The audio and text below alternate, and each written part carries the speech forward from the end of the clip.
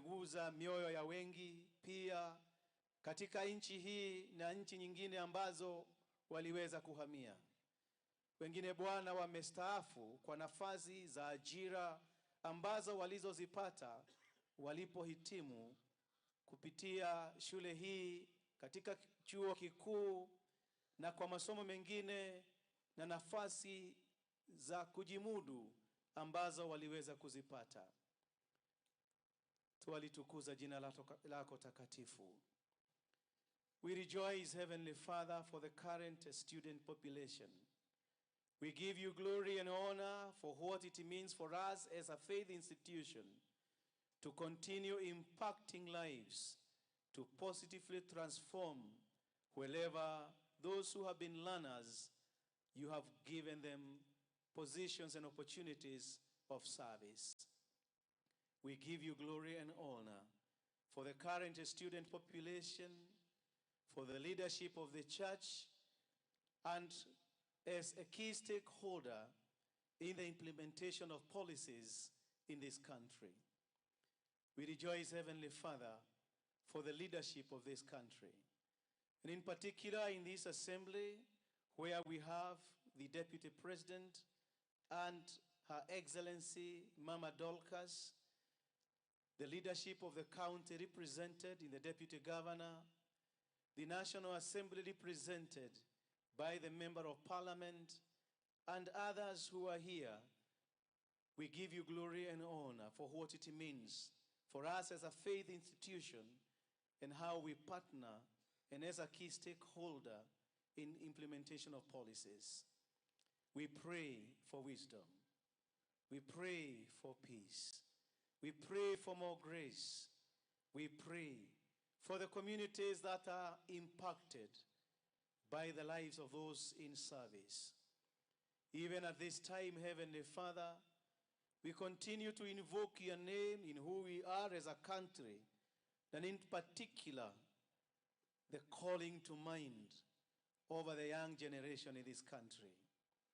As policies are made, Heavenly Father, as our young sons and daughters call us back to good ethics and moral life, Eternal Father, we rejoice and honor thy holy name. We remember those in situations of distress, those who have lost their lives in the recent past, those who are mourning and grieving, having lost their sons and daughters, and some through natural attrition. May your grace and mercy be upon the lives and families. We give you glory and honor for this occasion. May your presence and grace superintend everything that we shall do. We honor you and glorify thy holy name for all the agencies of the country, the security apparatus, those in the civil service, those in the private sector, those, Jehovah God Almighty, representing the international community in this country. We equally remember our sons and daughters and fellow Kenyans who are outside this country, even as they continue to remember us in the way we are. Holy Spirit of the living God, continue to impact and touch us so that we shall be able to respond in the right way. And in this occasion, Holy Father, come, grant us your peace, the peace that can only come from you. Minister to us and season every word with your Spirit. Give us also a listening ear that you be quick to discern your holy will. For this we ask through Christ our Lord. Amen. Page number 5. We shall all join in the prayer of Saint Chrysostom. Together, Almighty God, by your grace we have come together at this time to bring our united prayers to you. And you have promised by your Son, Jesus Christ, that where 2 or 3 are gathered in his name, he will be in the midst of them. Fulfill now, O Lord, our desires and petitions as may best for us, granting us in this world to go on the everlasting through Jesus Christ our Lord. Amen. this time, we request Mr. Wangombe to come and invite those who has the presentations.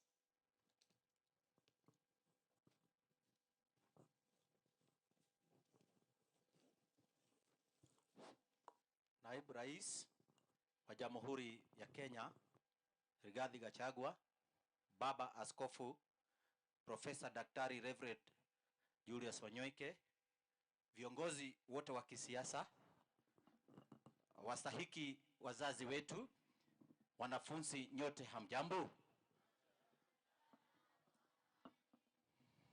Marhaba. Kwa heshima na taadhima, Naibu Rais naomba kuwasilisha makundi matano ambayo yatakutubuiza. Ni kiojo tu. Makundi haya tayari yanaelekea katika mashindano ya kitaifa kule Eldoret ambapo watawakilisha kaunti ya Murang'a. Kundi la kwanza ni Bare Dance ambao wanaingia uwanjani. Mwalimu, mara moja tuingie uwanjani ili waweze kuwasilisha dance yao. Bare Dance, get in. You are invited.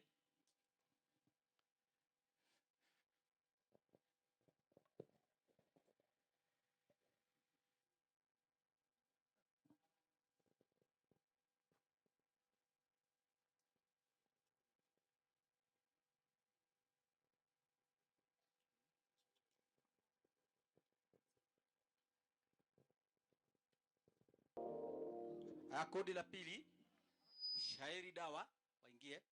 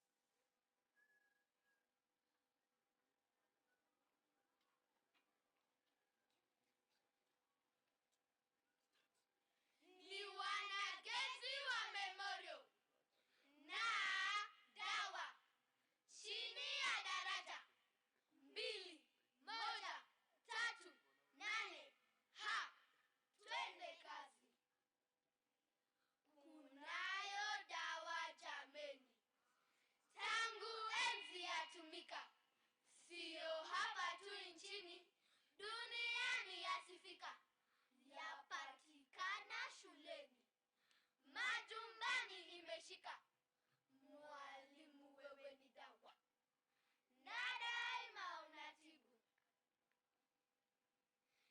Tiba dawa inatoa, tatizo kiwa popote. Chuki dawa inatoa, upendo yatoa kote. Mwalimu anatatua kesi aina yoyote. Mwalimu wewe ni dawa, na daima unatibu. Dawa ina chembe chembe za uzalendo kuweza. Dawa inatupa tembe, wanagenzi tunameza. Twapata funzo kabambe, uzalendo kuweza. Mwalimu wewe ni dawa, na daima unatibu. Daima wewe watibu, jamii ya kusifia. Umejitwika wajibu, jamii kuiokoa. Mafunzo yako jawabu, vijijini wanajua. Mwalimu wewe ni dawa, na daima unatibu. Mmetibu zetu talanta za mipira uwanjani. Ona sasa tunameta, tunang'aa jukwani. Tamasha nimetuleta, tusikusifu kwa nini? Mwalimu wewe ni dawa, na daima unatibu. Sisi tukiwa na shida, mwalimu watupa tiba. Hata iwe gani shida, bado utatupa tiba. Tiba kwako kawaida, ni yako hiyo haiba. Mwalimu wewe ni dawa, na daima unatibu.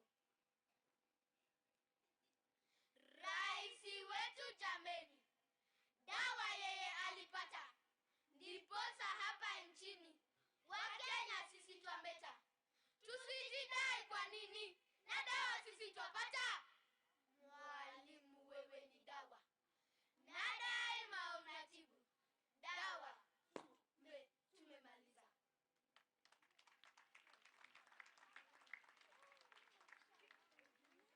Tuwapigie makofi. Kundi la 3, kwaya.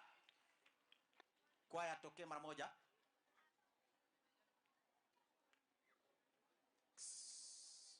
Wengine wanyamaze tafadhali.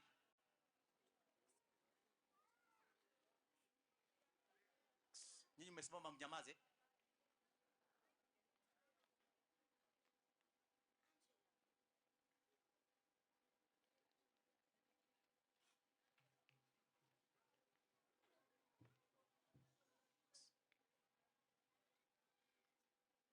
Nyinyi mmemaliza kuwasilisha, mnyamaze, mtaonyeshwa mahali pa kuketi.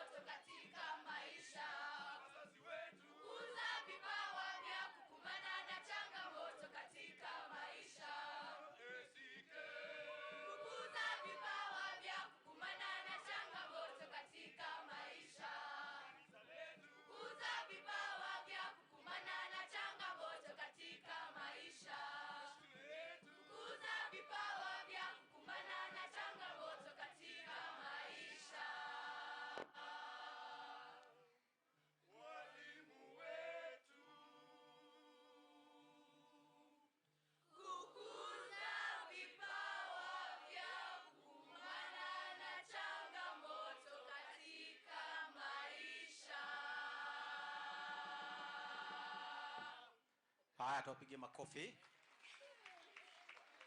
Kundi la 4 hao wacheza vuvuzela. Mwalimu ananiambia zinaitwa record and sables. Sijui kitu kama hicho. Haya.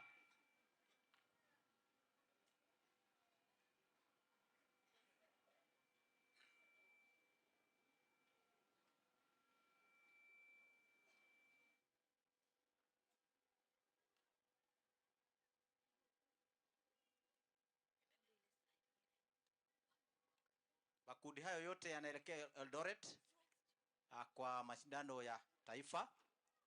Kwa hivyo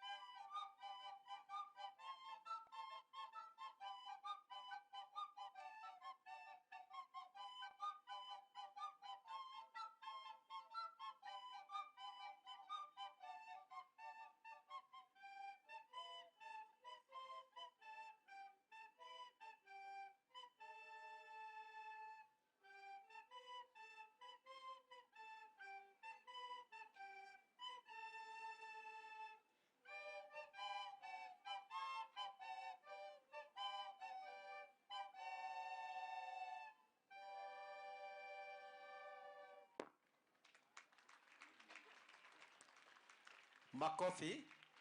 Kundi la mwisho ndilo linaingia uwanjani.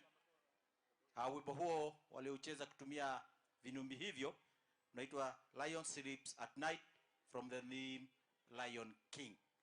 Haya, mwalimu, kundi la mwisho.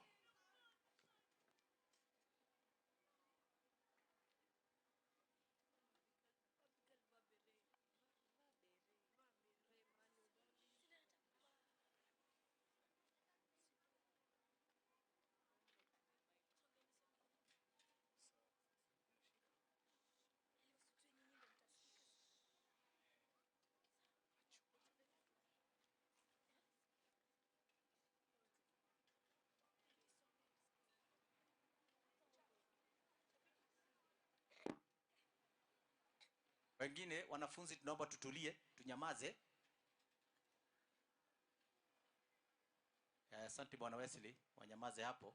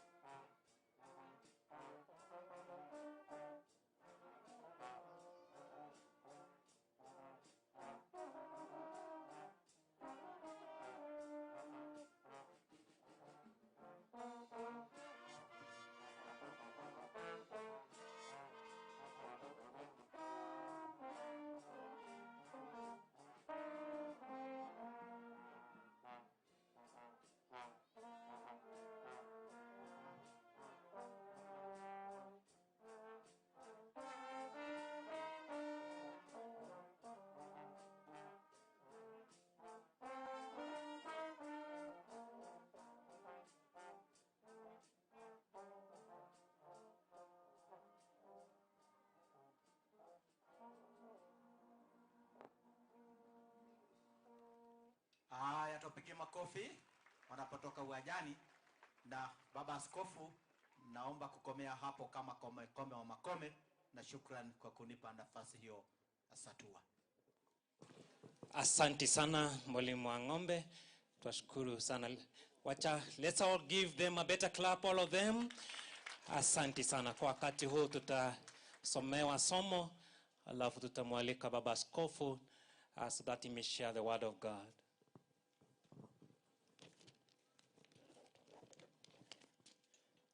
Our reading is taken from the book of John, chapter number 1.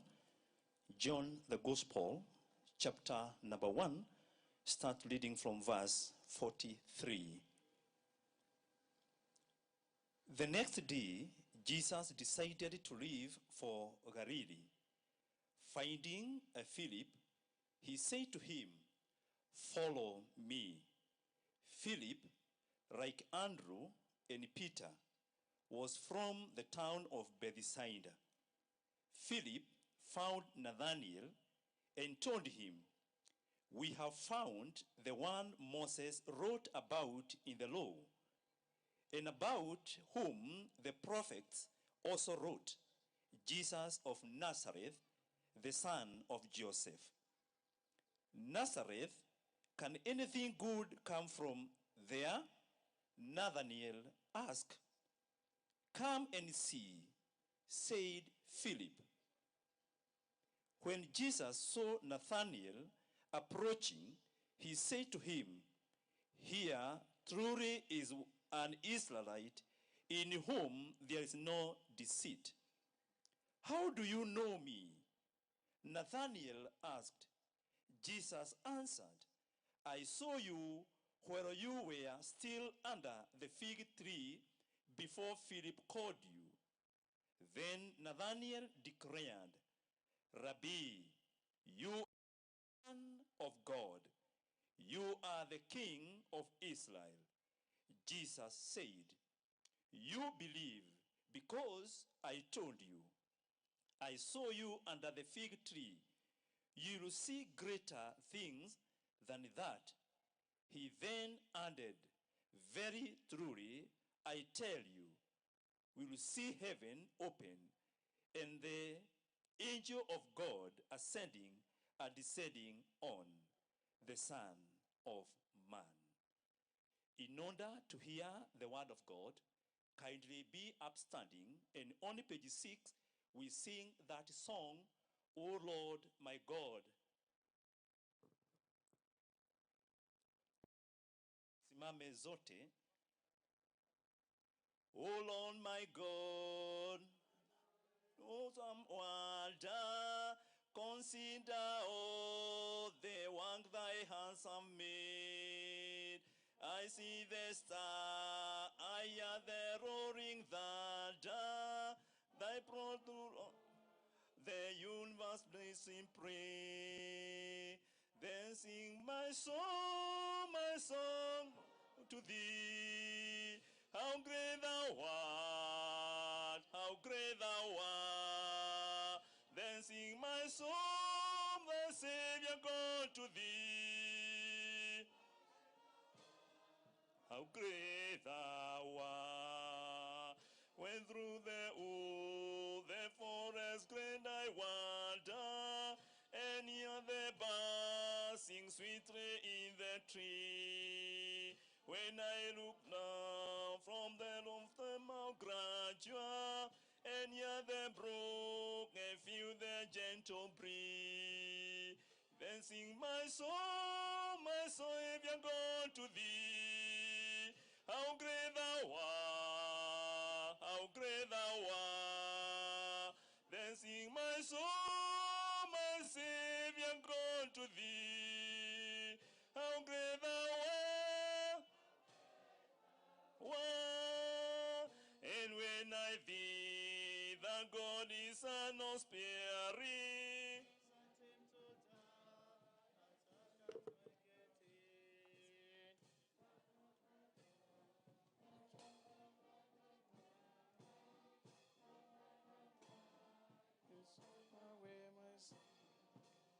Then sings my soul, my Savior. unto thee. How great thou art, how great thou art.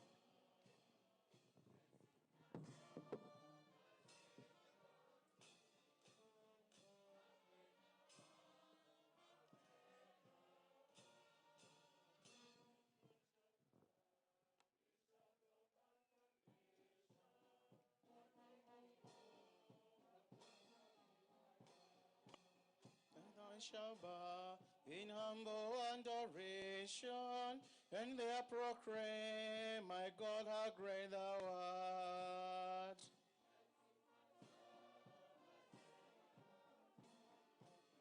How great thou art.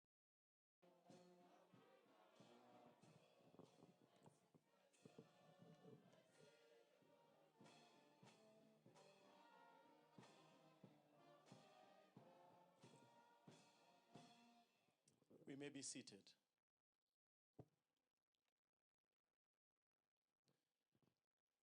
Your Excellency, the Deputy President, Your Excellency, Madam Dorcas, the leaders present, the clergy, my brother, the Assistant Bishop James, the learners in this institution, the parents, the members of the board, and those who are following online. We are privileged to have you with us this morning. Allow me to read another passage which I feel persuaded to read. The word of God in Psalm 31, even as I come to share from the gospel passage that we've read. Psalm 31 on verse 14. But I trust in you, O Lord. I say, you are my God. My times are in your hand. Deliver me from the hand of my enemies and persecutors. Let your face shine upon your servant. Save me in your steadfast love. Do not let me be put to shame, O Lord, for I call on you. Let the wicked be put to shame. Let them go dumbfounded to Sheol. Let the lying lips be stilled that speak insolently against the righteous with pride and contempt. Oh, how abundant is your goodness that you have laid up for those who fear you, and accomplished for those who take refuge in you, in the sight of everyone. In the shelter of your presence, you hide them from human plots. You hold them safe under your shelter from contentious tongues. Blessed be the Lord, for he has wondrously shown his steadfast love to me. When I was beset as a city under siege, I had said in my alarm, I am driven far from your sight. But you heard my supplications when I cried out to you for help. Love the Lord, O you his saints. The Lord preserves the faithful, but abundantly repays the one who act hotly. Be strong and let your heart take courage, O you who wait for the Lord. We meet to celebrate 50 years, and from this passage and others, there are thoughts that can inspire and challenge our hearts as well. The declaration by the psalmist that my times are in your hands. The declaration by the psalmist that blessed is your holy name, for you always show us your steadfast love. The declaration by the psalmist that in the Lord's presence, he is able to hide him from human plots and providing a shelter from contentious tongues. They are thoughts which can give us profound inspirations as we reflect on 50 years. I am humbled by my elder, Bishop John Mahiaine, who at one time in his life as diocesan bishop, he had to contend on what this institution ought to be. Papa, we are forever grateful that you stood so that this institution will be the way it is. Your Excellency, the school was almost taken up as a public institution, yet it was established as a faith institution. It had to take Bishop John Mahiaine to stand his ground that we have a stake in the education sector. The late Olowa Ringo had to declare so, and we are grateful to God these 50 years that we have seen the faithfulness and goodness of the Lord. So as we gather this morning, I want to share 5 or 4 nuggets from the passage that we read under the title 50 Years of a Life of Heeding the Master's Call. The first nugget I want to share, it is important in life to understand divinely purposeful steps that we ought to take wherever we are and in whatever we do. Understanding those steps that we need to take. From the passage, we have read that Jesus decided to go to Galilee from where he was before. And his intention to leave Galilee, to go to Galilee, was instrumental because there was Nathanael who needed to hear about the kingdom. It is important. Whatever we set to do may be aligned with the purposes of God, because we do not know what we miss out in life if we don't step in the manner that is required of us. It is there he found Philip and he gave the call, follow me. Many other times we miss out to hear what we ought to do because of the steps we fail to take and make in our own lives. 50 years, those who founded this institution took a divine step towards transformation and change for every life that you pass in our own hands. These 50 years, the clarion call in terms of a moral life, the clarion call in terms of ethics and what we ought to do had continually reverberated in the classrooms of our institution. It is important we become intentional in the steps that we take. In the gospel passage of Matthew chapter 23 and verse 15, Jesus condemns the Pharisees and the scribes over some of the steps they take, and the passage says, "Woe to you, scribes and Pharisees, hypocrites, for you cross the sea and land to make a single convert, and you make the new convert twice as much a child of hell as yourselves." This is a rebuke to some of the steps that we take because they are ill-intentioned at times. And it is important we re-examine our hearts even as we celebrate these 50 years, whether we can be rebuked over what we are able to do or perhaps find ourselves in. The second nugget I want to share is it is important for us to see beyond the obvious in every situation of our life. As Jesus went to Galilee, there was Nathanael, and the scripture says he was under a tree. He was waiting for his master, but yet he had not understood He needed the master of all masters so that he can be able to understand the meaning of his life. But Nathanael was not able to do so.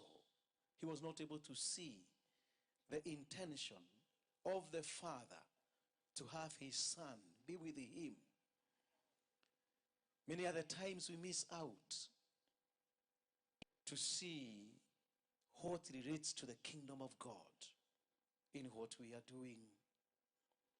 50 years, this institution has been here so that we may be able to see beyond the obvious in terms of what our nation and the world ought to have. When you see beyond the obvious, you are able to exclaim, as it is indicated in John 1 and verse 36, "Look, he is the Lamb of God." Seeing in light of what the kingdom expects of us. We got to open our eyes and see, and being in consistency with the holy purposes of God wherever we are and what we do. This is why Philip would tell Nathanael, "We have found him about whom Moses in the law and also the prophets wrote, Jesus, son of Joseph from Nazareth." Philip was able to see beyond the obvious. He was able to remain in tandem with the purposes of God. 50 years in this institution has been a desire for all of us to see beyond the obvious, to open our eyes and see what the kingdom of God portends for us. It's equally important to be very intentional for the kingdom of God imperatives. I know we talk about origins, we talk about the grouping of people, and at times we are shy. But yet when you read in this passage, the scripture says, there in Galilee, there was Philip. When you read other passages in the scripture, you will hear some disciples saying, "We want to see Jesus." It is important we take note of what and where we are and what is inconsistent with what the kingdom of God requires of us. Yes, Nathanael was despising, can anything good come from Nazareth? But yet, that is where the Son of the living God came from.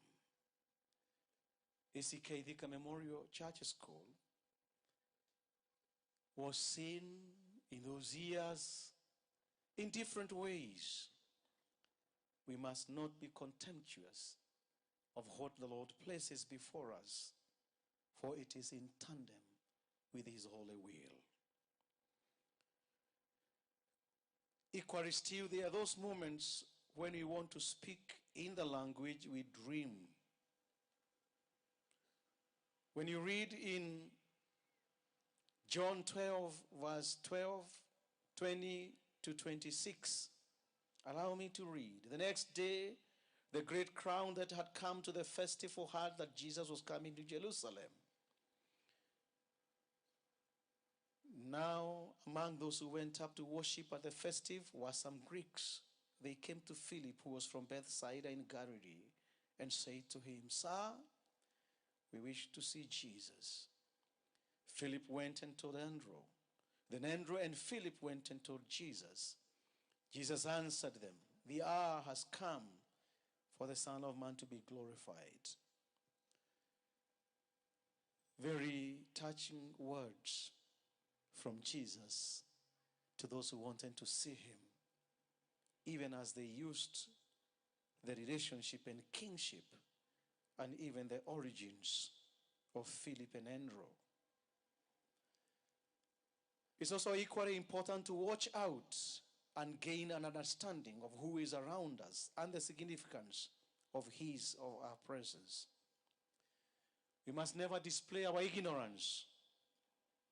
Nathanael was such a person. He displayed his ignorance, but yet God wanted to touch him.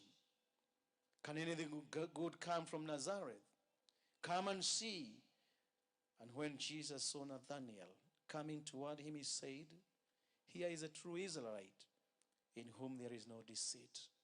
50 years of being called and challenged to see what the Lord is doing in us and through us. We must always watch out so that we are not contemptuous in any way.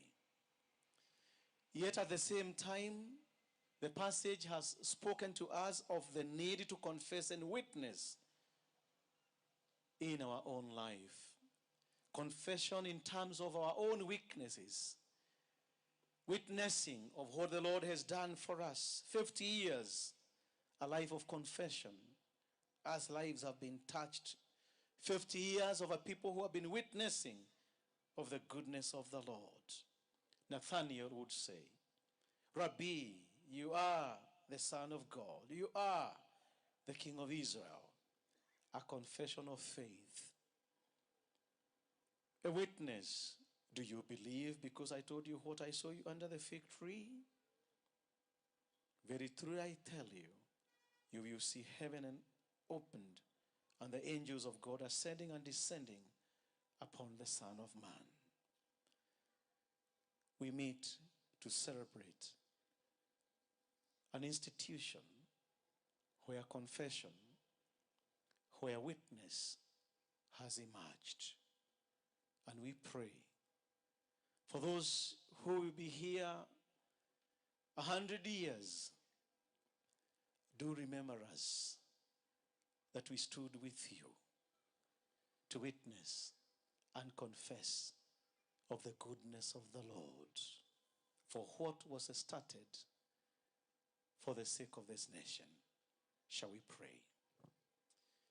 Mwenyezi Mungu, wakati mwingine neno lako linaleta changamoto katika mawazo tunapotafakari mahusia na neema yako katika maisha yetu. Pia katika neno lako linatupa ufahamu na mwelekeo kuyatenda yaliyo halali na ya haki, kwa maana tunapata nafasi ya kufunguka moyo na mawazo kwa yale tunayoyasikia. Miaka 50 umekuwa pamoja nasi, waanzilishi nasi ambao ni washika dau kwa huduma ya elimu katika chuo hiki. Kuna mengi ambayo yametupita kwa maana hatujaweza kuyaona. Kuna nafasi ambazo zimetupita kwa maana hatukuelewa lugha au namna ulivyokuwa unazungumza nazi. Kuna nafasi za ushuhuda na utetesi ambazo zimepita kwa maana tumekosa kuelewa mwito na neema yako katika maisha yetu. Ewe Masihi uliyemuona Nathanieli, kamuita Filipo na Andrea wakiwa mle Bethsaida, tuite nasi ili tuzidi kuandamana pamoja nawe, ili tukaweze kufikia uwepo na neema zako katika maisha yetu. Na haya tuomba katika Kristo Yesu aliye Bwana na Mwokozi wetu. Amina.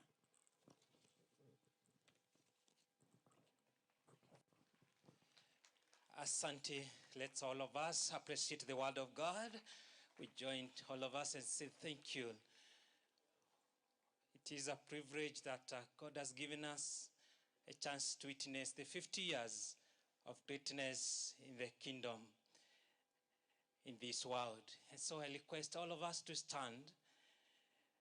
We'll be given hymns, counting blessings as we join in giving thanks.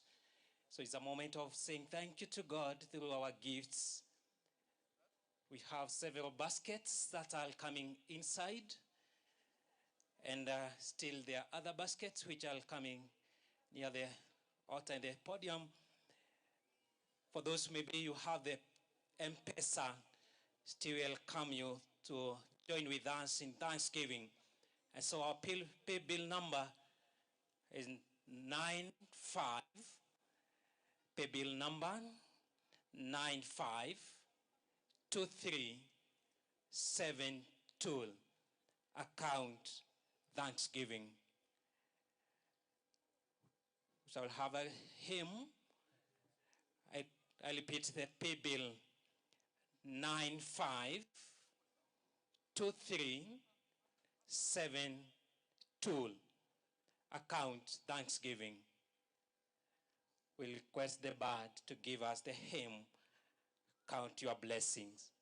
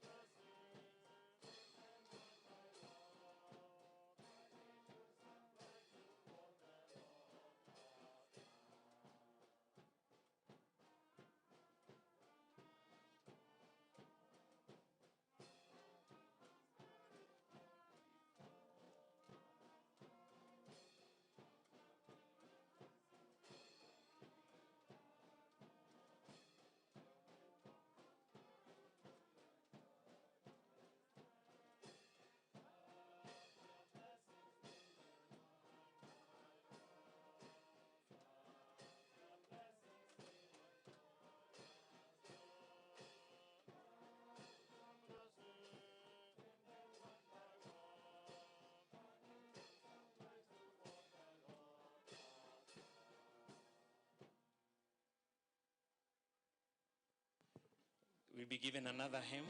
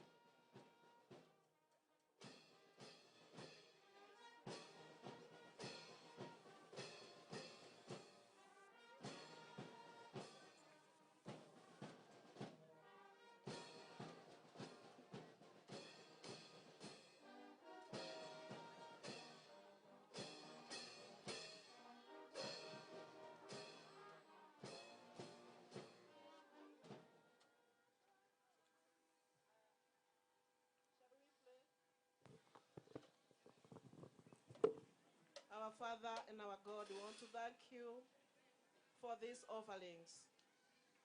We cannot be able to count the blessings you give to us. For this, we commit them to you. As they go to do your works in the house of the Lord, continue to bless your own. Continue to minister all of us so that we continue to have a heart to serve more and serve many people. And this is our prayer in Jesus' name. Asanti, sasa tutakaa chini ili tuweze sasa kumwalika baba askofu ili tujulize wenye wako. Asanti sana baba askofu, karibu sana. Yes. Thank you. Thank you, the Vicar, Reverend Ken. David Murage, the Administrative Secretary, not Baba Askofu. The Deputy President, and Your Excellency, Madam Dorcas, and the leaders present, and our Lord Bishop. Mine is very short, just to acknowledge who has come for this celebration and to make this day memorable as we continue to focus on what God has called us into. We want to acknowledge the presence of the members of ACK Vicar Memorial Church and the parents who have entrusted us with their students in this school. You can raise up your hand. The members of the church And my fellow parents, tuinue mkono, tusalimiane hewani.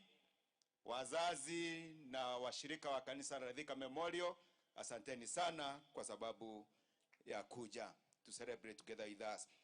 We want to acknowledge our pupils because you came, even if you are in school, tusalimiane hivi wanafunzi, mahali tupo. Asanteni sana, asanteni sana. We want to acknowledge the members of the PCC, Thika Memorial Church PCC members. Thank you very much. Members of the board of management, wherever you are seated, thank you very much for coming. We want to acknowledge the presence of our political leaders, the member of parliament, the deputy governor, Murang'a County, MCA Gatanga, and the rest of the team. Thank you very much for coming. And the county commissioner, the members and the leaders of the forces, thank you very much for also making it here. We want to bring the apology of the deputy governor, Kiambu County. She is bereaved, and we acknowledge her support to this institution and to the diocese. We also want to acknowledge the members of clergy who are present. This is the team that serves in Thika Diocese, is part of Kiambu and Murang'a County, and we have an archdeaconry called Gatanga Archdeaconry. So the clergy present, majority of them, inueni mikono, asanteni sana. We also have our vicar general, who is also the provost. We have our dad, Bishop Mahiaine. Thank you very much for finding time, Baba, to come and be together with us. We have the assistant bishop. Thank you very much.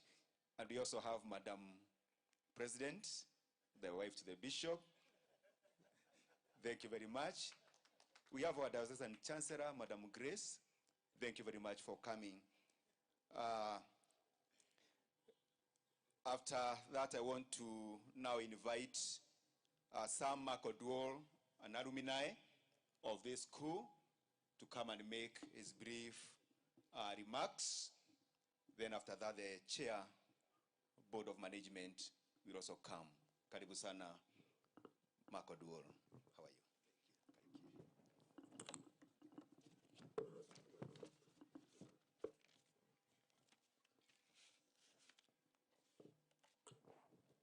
you? Distinguished guests, led by none other than the Deputy President, His Excellency the Honorable Rigathi Gachagua, the leadership of the ACK Church, members of the board, faculty members, parents, beloved students, and my fellow cherished alumni, a hearty and a joyous good afternoon to you all. I feel extremely privileged and indeed humbled to have this opportunity to make an address as an alumnus of ACK Thika Memorial Church School and as part of the cohort that graduated Class 8 from these hallowed grounds 28 years ago. I stand before you with a heart brimming with nostalgia to commemorate this golden jubilee of our beloved alma mater. Within these hallowed grounds, we were nurtured by dedicated educators who ignited within us an insatiable thirst for knowledge, a regimented work ethic, and a deep-seated belief in our potential. We engaged in rigorous academic pursuits, delving into the mysteries of science, unraveling the complexities of history, and exploring the boundless realms of literature. Through countless hours of study, discussion, and debates, our minds were sharpened, our perspectives broadened, and our critical thinking skills were honed. Beyond the classroom, Thika Memorial Church School fostered a vibrant and inclusive community where friendships were forged that will endure a lifetime. We participated in extracurricular activities that ignited our passions, developed our talents, and taught us the invaluable lessons of teamwork and camaraderie. Whether it was playing on the field, whether it was acting on the stage, whether it was taking up the role of student leadership, we learned the importance of perseverance, resilience, and the strive for excellence. Ultimately, as we ventured into the wider world, Armed with the knowledge and skills we acquired here, we carried with us the values instilled within these confines. We embraced the pursuit of truth. We embraced the power of empathy and the unwavering belief that we could make a meaningful contribution to society. Our alma mater had not only prepared us for academic success, but had equipped us with the tools necessary to navigate the complexities of life. Today, as we gather to celebrate this momentous occasion, I am filled with a profound sense of pride and accomplishment. Our school has evolved and grown over the past 5 decades, adapting to the changing needs of society while remaining to its true core mission of providing exceptional education to all who pass through these doors. The legacy of our alma mater is not merely confined to the physical structures that we see around us here today. And for some of us who have not been here for over 20 years, it's a true marvel to behold how much this school has grown. Having studied in the wooden classrooms, I see we have a basketball court. We used to make basketball dreams out of crates ya maziwa ya Nyayo. So it's really a wonder to behold, and I'm truly proud of where we are. But the legacy does not merely reside in those structures, but it is etched in the minds and the hearts of the countless individuals who have walked these grounds, carrying the torch of knowledge and making invaluable contributions to their communities and the world at large. And have the alumni of Thika Memorial traversed the world. From my little alumni corner, I can personally say that I know alumnus in South Africa, Namibia, Zimbabwe, Ghana, just about every major city in Australia, just about half of major cities in the US, in Germany, UK, India, and Singapore. I apologize, I have a bit of a cold.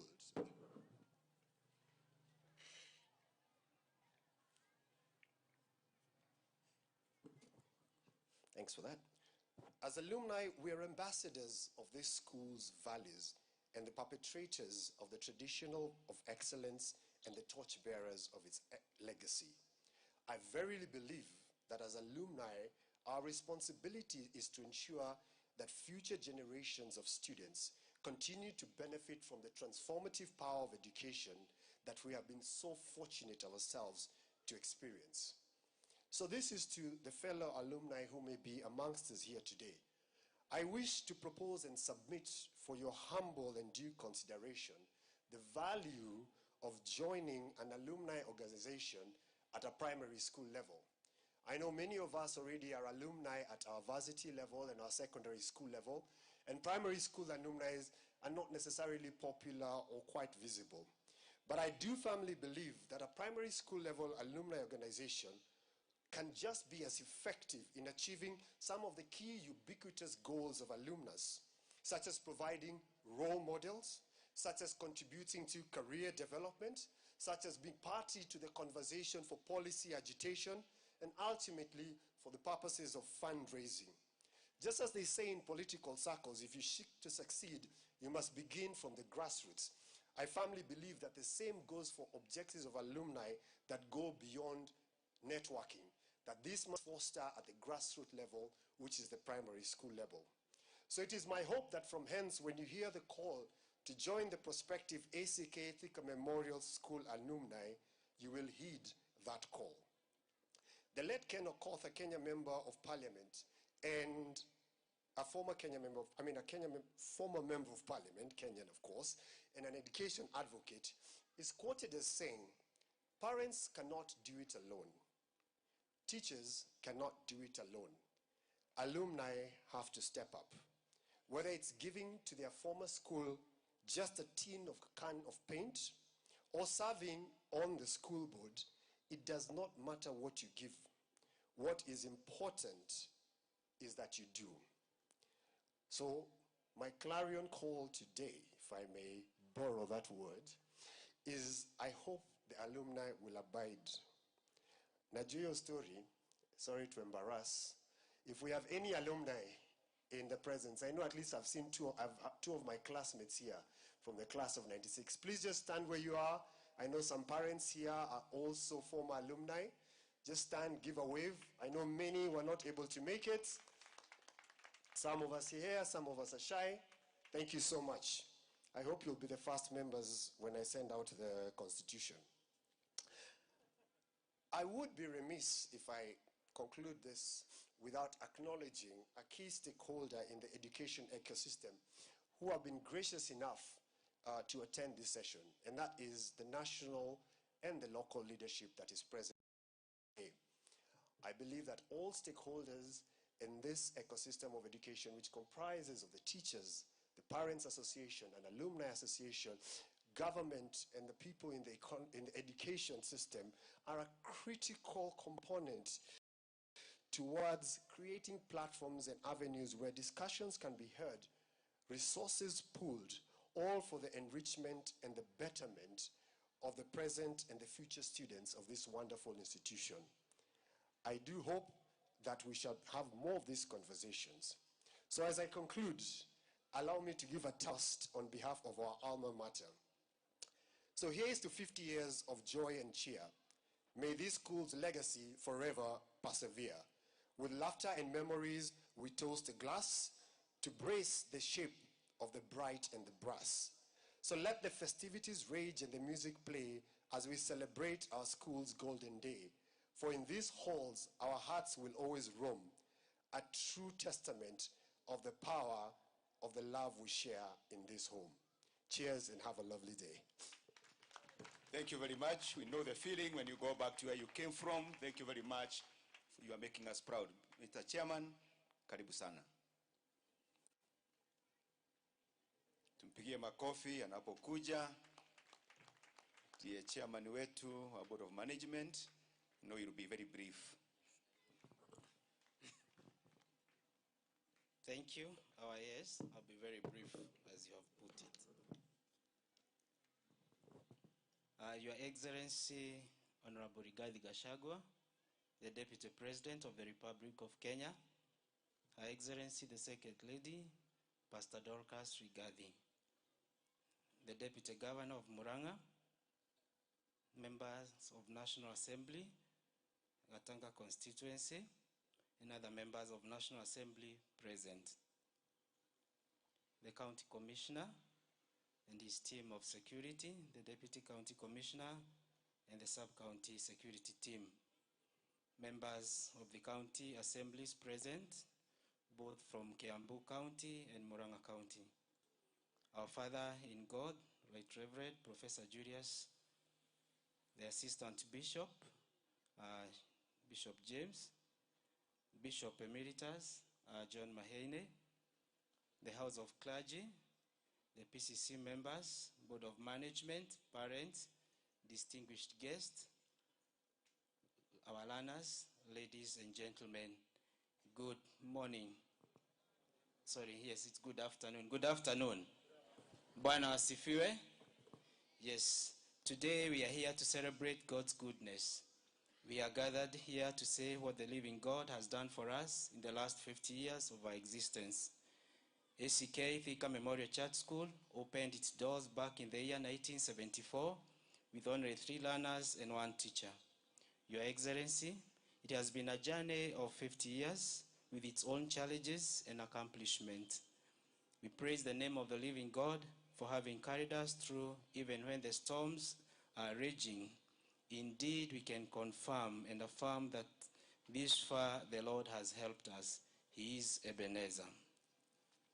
I would like to take this opportunity to thank our predecessors who laid the school's foundation. Indeed, we can all attest that they laid a strong foundation that has stood time, and we delight building on it. We have all the reason to honor them, those that are living, as well as them that the gracious Lord has called home. They devoted all they had to see our school has stood the times. Today we sing them as our heroes. We salute them, we appreciate their dedication, their efforts, and continue praying for them and their families.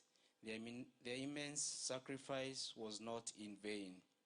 Ladies and gentlemen, allow me to mention just but a few who dedicated their time and knowledge to lay the strong foundation and continuity of our school. Right Reverend Bishop Emeritus John Maheine, Right Reverend Bishop Emeritus Dr. Gideon Githega, Right Reverend Professor Julius Wanyoike, who is our diocesan bishop, Engineer Alawi Mango, Mr. Simon Nyoro, Mrs. Catherine Joru, the late Mr. Huroko Jao, and the late Reverend Green. Once again, we say thank you, God bless you. The one's a small school with 3 learners and 1 teacher, now pride with close to 1,700 learners and over 120 staff members. We have continued to excel both in academics and co-curriculum activities. In the just concluded 844 education system, our school has continued to produce the best candidates for both the national and county high schools. In co-curriculum activities and competitions, our performance has been exceeding above expectations, shining in games and sports, music, drama, swimming, excelling up to the national level. Your Excellency, our school is founded in the principles and values as enshrined in both our Kenyan and the Anglican Church of Kenya Diocese of Thika constitutions. We are rooted in the Word of God and subscribes to the religious and core values of faith in God, integrity, good character, honesty, teamwork, excellence, and self-confidence. We endeavor to bring up responsible, God-fearing, morally upright, and uncorruptible children, citizens who becomes change ambassadors of our nation, continent, and the whole universe. Your Excellency, ACK Thika Memorial Church School has fully embraced the new CBC, that is the competency-based curriculum education model. We have invested heavily to see to it that our runners are always ahead and equipped with the right skills. We have readjusted our programs, schedules, operations, and timetables in line with the Ministry of Education guidance and policies to match and align with this great CBC system. It is of paramount importance to mention that we have embarked on different academies that our runners have been able to identify themselves with. They include soccer, swimming, scouts, Girl Guides, agriculture, brass band academy, public speaking, performing arts, music, drama, home science, economics and nutrition, hospitality, skating, among many others. We continue to encourage our teachers and parents to identify different talents among our learners so that we can enroll and grow them in our different academies. By God's grace, as part of our Golden Jubilee celebrations, we have opened our new campus in Mogoga, Gatuanyaga in Kiambu East of Kiambu County. The school opened its first doors in January this year, and we celebrate the tremendous growth for the last 7 months. The campus prides with a population of 115 learners, that is from playgroup to grade 4, with 5 teachers and 5 support staff members.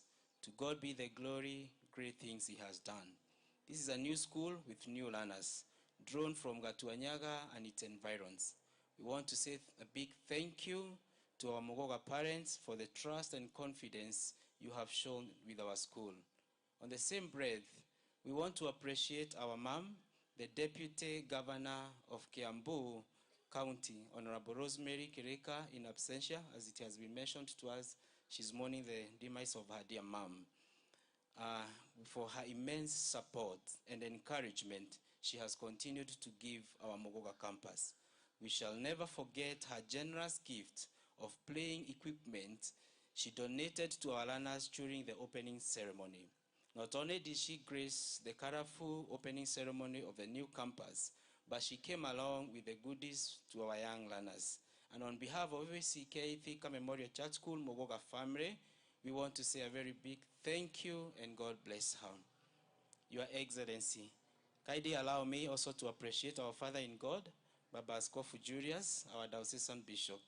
Thank you so much, Baba Askofu.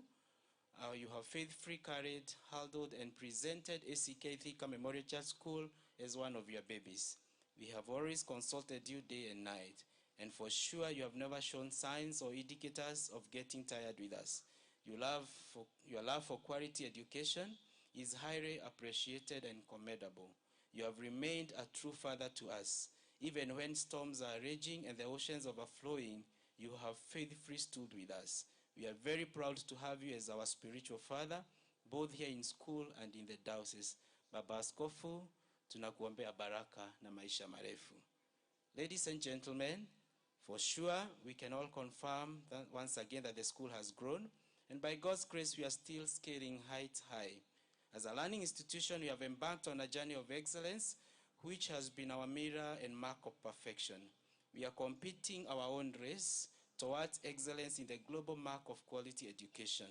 Our speciality and competence in sports and performing arts as one of our key pillars in excellence is at the highest gear.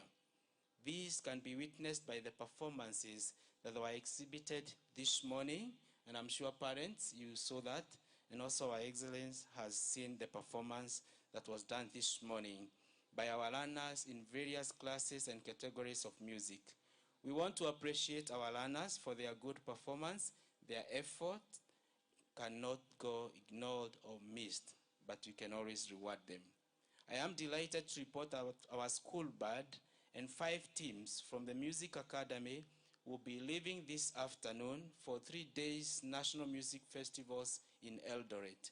We also want to acknowledge that our Scout band will be going for the National Scouts competition starting next week at Lauren Grounds in Nairobi. We wish our teams going for the national competitions, both in Eldoret and in Nairobi, Rowan, the very best, and above all, God's favor as they compete. We look forward to celebrate their good performance next term. Ladies and gentlemen, we also want to record that our school managed to take 45 items for the regional music competitions held at Karoti Girls in Kirinyaga County. Kindly, let's appreciate our learners for that good performance of 45 items going all the way to regional competitions. Your Excellency, we ACK Thika Memorial Church School have taken the path of sports and performing arts. We are graciously perfecting our arts in every day of our performance. We are looking forward to become a hub of music, a hub of performing arts, a hub of different sports, a hub of training the trainers. In line with this vision and strategy, the Board of Management, in consultation with the Church Parish Council and our parents, we have started the journey of coming up with an international auditorium. This will be a facility that will go a long way in sharpening, coaching, mentoring these rare gifts and talents that have been exhibited by our learners. Your Excellency, sir, we are planning to construct a 2,000-seater capacity auditorium with a live recording studio. It shall have the state-of-art performing theater. It will be fitted for live streaming and broadcasting performances and presses. Further, the building will have a 100-seater restaurant and kitchen. It will have 8 deluxe rooms, 2 VVIP, 50-seater conference rooms, and another 2 ordinary 50-seater conference rooms. Your Excellency, this auditorium will double as a performing art facility and also a center for hospitality training for our learners in the senior school. We have continued to create jobs for the youth, among other groups, and we are also looking forward to employ more than 50 youth during the construction stage of this auditorium, and also once the facility is finished. We shall hire performing arts trainers, ICT specialists, sound system specialists, chefs, hospitality specialists, general workers, among other professionals. The project architectural drawing work is at 80%. The remaining 20% includes necessary county and national government approvals and licenses. The project is estimated to cost 80 million Kenya shillings, and we believe it is possible and it will happen. We start with our school motto, inspired to excel. And I also want to quote a philosopher called Jim Rohn. He said that if you really want to do something, you'll find a way. If you don't, you will find an excuse. Your Excellency, in all our other area done projects, that includes the ECD at your right side, and also the JSS where we started, we have been getting our financing from the bank. But with the current economic status, we feel like good as our auditorium project is, we shall have to spread it maybe 6 to 7 years. And this will lead to delays in realizing our dreams. Your Excellency, sir, these learners present here have sent me to you with a very humble request. In fact, they have given me 3 humble requests to make to you as far as the construction of this auditorium project is concerned. Number 1, they are requesting that you kindly partner with us in constructing this auditorium. Number 2, they are kindly requesting that please, because you are a man of many people, many friends, that you can get us a sponsor, maybe here in Kenya or outside Kenya, that is willing to support and construct this facility for us.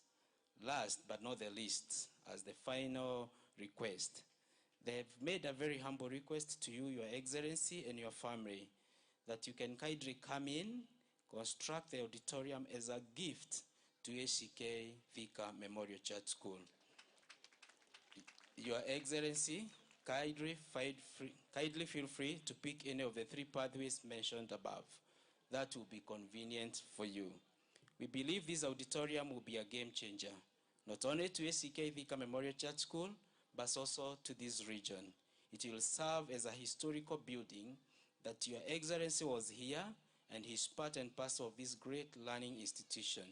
Your Excellency, we look forward to see this auditorium fully built and inviting you once again before the end of your first term as the Deputy President of this Republic of Kenya for the grand opening ceremony with a big inscription on top of the building reading His Excellency Rigiji Auditorium. This will be a huge mark in Mount Kenya region and more so in the hearts of many learners present today and many others that will pass through this learning institution. Finally, ladies and gentlemen, allow me to say a very big thank you, as I always do, for the support you have continued to give my team, the Board of Management. The journey has been smooth and we don't take it for granted. God bless you. To Your Excellency and all invited guests, we feel indebted. Your presence means a lot to these learners. They will never forget this day. God bless you. God bless ACK Thika Memorial Church School. God bless us all. Asanteni. God bless you too. Thank you very much. Thank you very much, our chair, for that very good presentation. It's now my humble request for the bishop to come and give his speech. Karibu sana, Baba Askofu. Thank you very much, Bwana Administrative Secretary. Your Excellency, the Deputy President, Your Excellency, the Second Lady, Pastor Dorcas, we are privileged and honored to have you. The relationship that you have with us here in Gatanga cannot be deleted by anybody.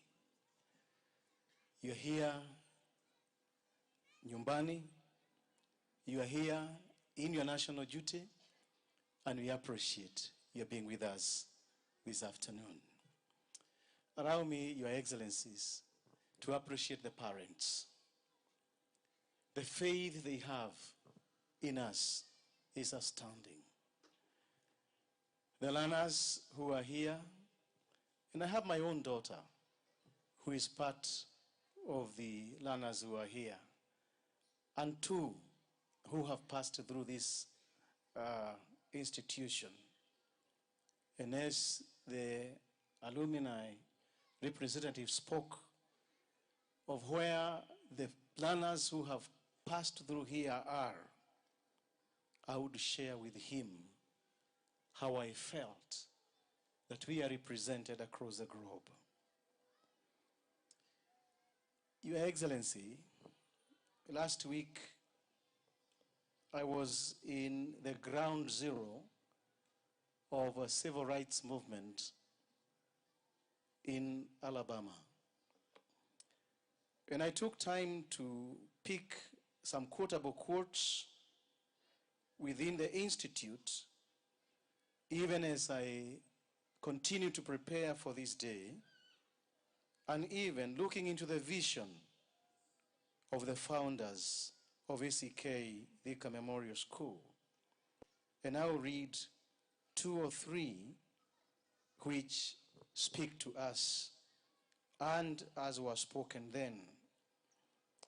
From Martin Luther, I would read, when your character is built on spiritual and moral foundation, your contagious way of life will influence millions. This is what this institution has always sought, to have men and women of character, spiritual and moral. And Martin Luther would equally say about dedication, your self-sacrificing devotion to your purpose in life and your unwavering faith will carry you through times of difficulty. The founders of this institution have passed through the challenges, but their unwavering faith carried them. And those who will hereafter come will equally represent such a commitment. As of imagination, George Washington Carver will say, the ability to foresee, visualize, and create your idea in your mind is the most purposeful resource you have. The idea to have this institution. For the alphas who are with us, for the Gen Zs who have passed through here, and the rest, the ability to foresee, visualize, and create ideas for who we are. Your Excellency, we gather to celebrate the outcomes of a vision that is merged in the lives of our fathers and mothers in faith, a vision for the future of our country, a vision to have a literate, labor force, and transformed lives by the Holy Scriptures, a future that will not regret the years of their parents' lifestyle and conduct, even in politics, as the case is today. We shall forever be grateful to God that those who visualized this institution accepted to bear the challenges of guarding a revelation that was to outlive their dreams and aspirations 50 years down the line. We gather to celebrate the outcome of 50 years of instruction in a faith-based institution, 50 years of sacrifice, 50 years of innovative education and character formation, 50 years of fruitful labor and gratitude to God for an institution that has infused academic excellence and creative engagement towards a just moral character in light of scriptures and role modeling. We gather to celebrate 50 years of resilience in parenthood. For many parents and guardians have brought their children with anxiety on day one as to whether their little ones will ever make it in life. We gather to celebrate this resilience. Yes, we gather to celebrate the blessings of God in our lives, from bearing the little ones in our laps after the years of laborious prayer and prayer life, to have little kids and to see them mature and contribute in untold ways. We gather to celebrate. We gather to celebrate 50 years of changing social dynamics in parenthood, education sector, economic development, and even how governance is perceived to function in our day. Yes, many years of challenging in which our own sons and daughters are now demanding that we may need to recalibrate as a nation the way we run our politics as a nation. An opportunity to recalibrate what we may have to have for the future. Yes, many years of challenging in which our doorsteps from our homes to our better lives through an institution that has shared exciting literature, that has expanded the minds of those who have come here, even as they have always desired to have a life safer and to see a just society. We gather to celebrate. We gather to celebrate 50 years of learning in a faith-based institution. An institution that has always attempted to improve livelihood of many in their employment life. And of these who are with us, we are gathered to continue being a model to them. We gather to celebrate astounding leadership in the faith sector, borrowing huge sums of money and desirous of a workforce that is reformed in character. A leadership that has sacrificed its time and resources in order to make ACK Thika Memorial Church School a beacon of hope in impacting the lives of many in a very demanding education sector. Your Excellency, we had to borrow the loans so that we are able to conform to the changing policies in our nation. We gather to celebrate 50 years of institutional growth, an incredible growth after seizing an opportunity to share our faith, an opportunity to create more space for all without discrimination. Your Excellency, we had a situation in this institution where, because some of the learners are vegetarians and they don't have to queue in a long queue of 1,000 learners to have their food, they are separated and given their meal ahead. And because they are Asians, some perceiving that we are actually doing a favor to them so that they can have their meal before.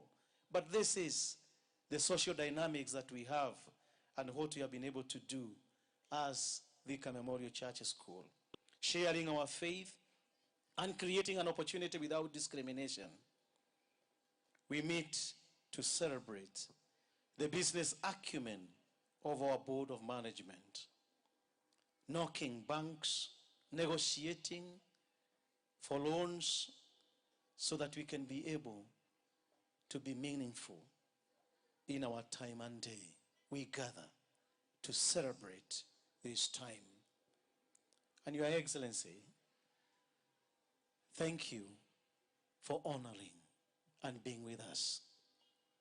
Thank you for what shall come hereafter, even as we continue to discuss over some of the things that the chair of the board of management has said, and over the bridge that we so desire, so that we can link up our institutions and our sons and daughters and grandchildren will not be in danger as they cross the road. We gather to celebrate these 50 years with the pride and gratitude. And with those remarks, I want to invite the next leader of the session so that he can be able to take us through. Thank you.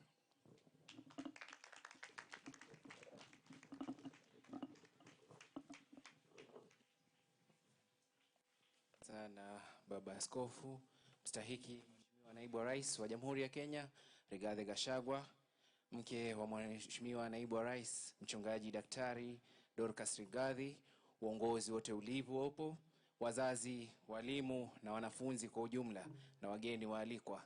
Mheshimiwa Naibu wa Rais, ikiwa mwema huacha alama, miaka 50 ni ishara tosha kuwa ni uzoefu na pia ni utukufu kwa kuwa ni miaka mingi ambayo shule hii imeweza kuadhimisha. Kwa heshima kuu niweze kumwalika mbunge wa eneo hili, Mheshimiwa Wakili Edward Mureu.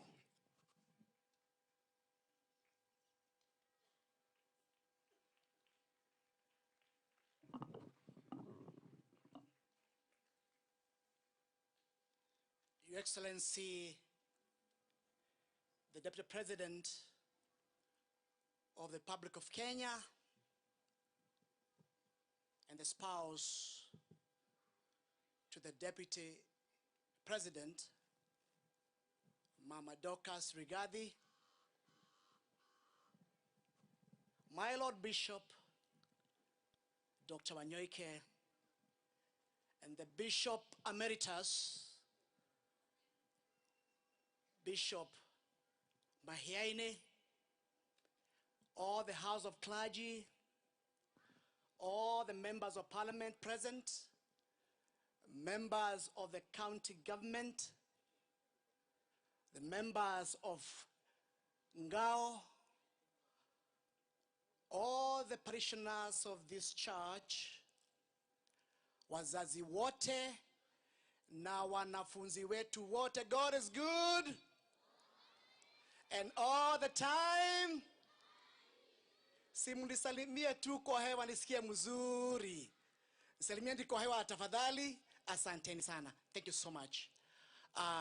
Your Excellency, let me take this opportunity to thank you most sincerely for getting time from your very, very busy schedule to come and honor us, the people of Gatanga, and to come and celebrate 50 years of ACK Memorial Church School.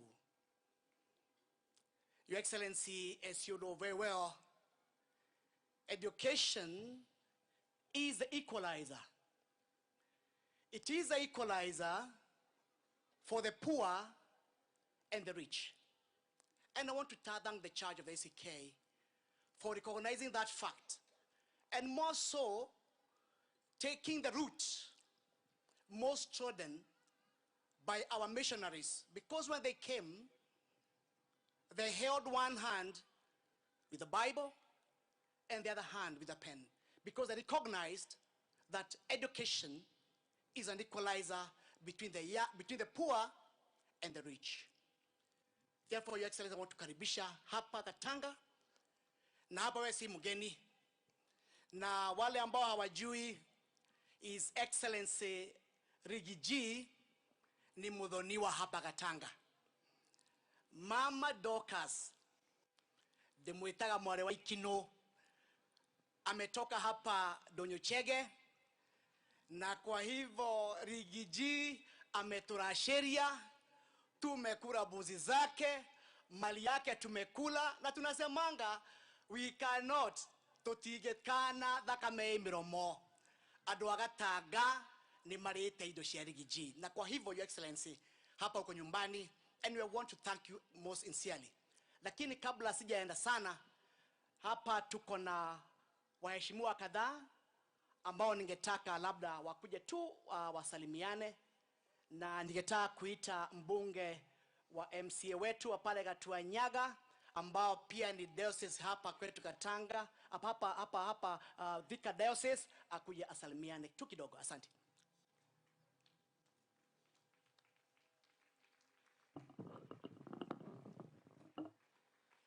Thank you so much, Your Excellency, Deputy President of the Republic of Kenya, Wekraji, waheshimiwa ambao wenzangu tuko na wao, na wanafunzi na walimu. Good afternoon. Ya kwanza ni kushukuru Mungu kwa siku ya leo, sababu Mungu ndiye hupeana wakati na nyakati. Ya pili niseme asante sana our Deputy President kupata wakati kukuja na kuwa na sisi. Mambo matatu ambayo askofu ametuomba, ningeomba sana Deputy President kama tunaweza bariki hii shule naye. Ya kwanza ni mambo ya daraja. ukiangalia upande hii, zile magari ambayo zinapita hapa ni main road. Na ikiwa main road, pande hii ingine ni estate. So these are public and it should be taken seriously. Sababu hapa maafa inaweza tokea na wanafunzi ni mzuri tuwajari. Ya pili ni kuwa tulichaguliwa na tuko katika uongozi. Wakati nimeangalia hawa wanafunzi hapa wakitubuiza nikiwa mzazi, kuna swali tu ambayo nimejiuliza kwa ndani ya moyo wangu.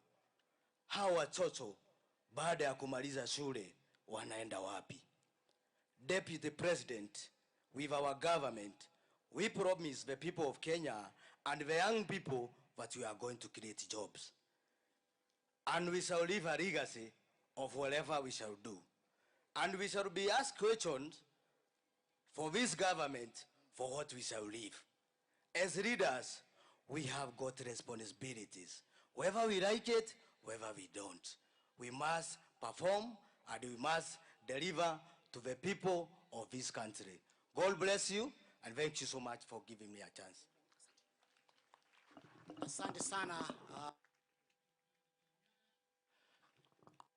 Mwita MCA wetu wa hapa Gatanga, Bwana Kibaya. Your Excellency, wacha nikujulishe jambo moja. The ACK Memorial and the ACK Church and the leadership has been a great blessing to us. Askofu wetu, Dr. Bishop Wanyoike, graciously accepted to be the chairman of Gatanga Water and Sanitation Company. It's a company, Your Excellency, which we created when I was elected. When I came and found the management of water is a bit wanting. Now, he has a great responsibility, Your Excellency, as a chairman of that board, to make sure that the entire constituency ya Gatanga, everybody gets water. Kwa hivyo watu wa Maki, watu wa Gadambara, watu wa Githingiri, watu wa Jogoo, the one who come from this area, if you do not get water, muulize Bishop Wanyoike. Na nishukuru sana kwa sababu when we having this conversation, he told me he's very busy dispensing the word of God. But I told him the word of God will sing very well. If you hold the Bible on the right hand and a glass of water on the left. Therefore, I want to also thank the church for allowing Bishop Wanyoike to come and serve way beyond the church and way beyond the school. Asanteni sana. Wacha nimuite MCA wetu, Bwana Kibaya, pia awasalimie. Asante. Uko area? Father Alex alikuja quietly. Karibu Father Alex. He is the MCA for this ward. This ward is called Mogumoine. Asante. Karibu Father Alex.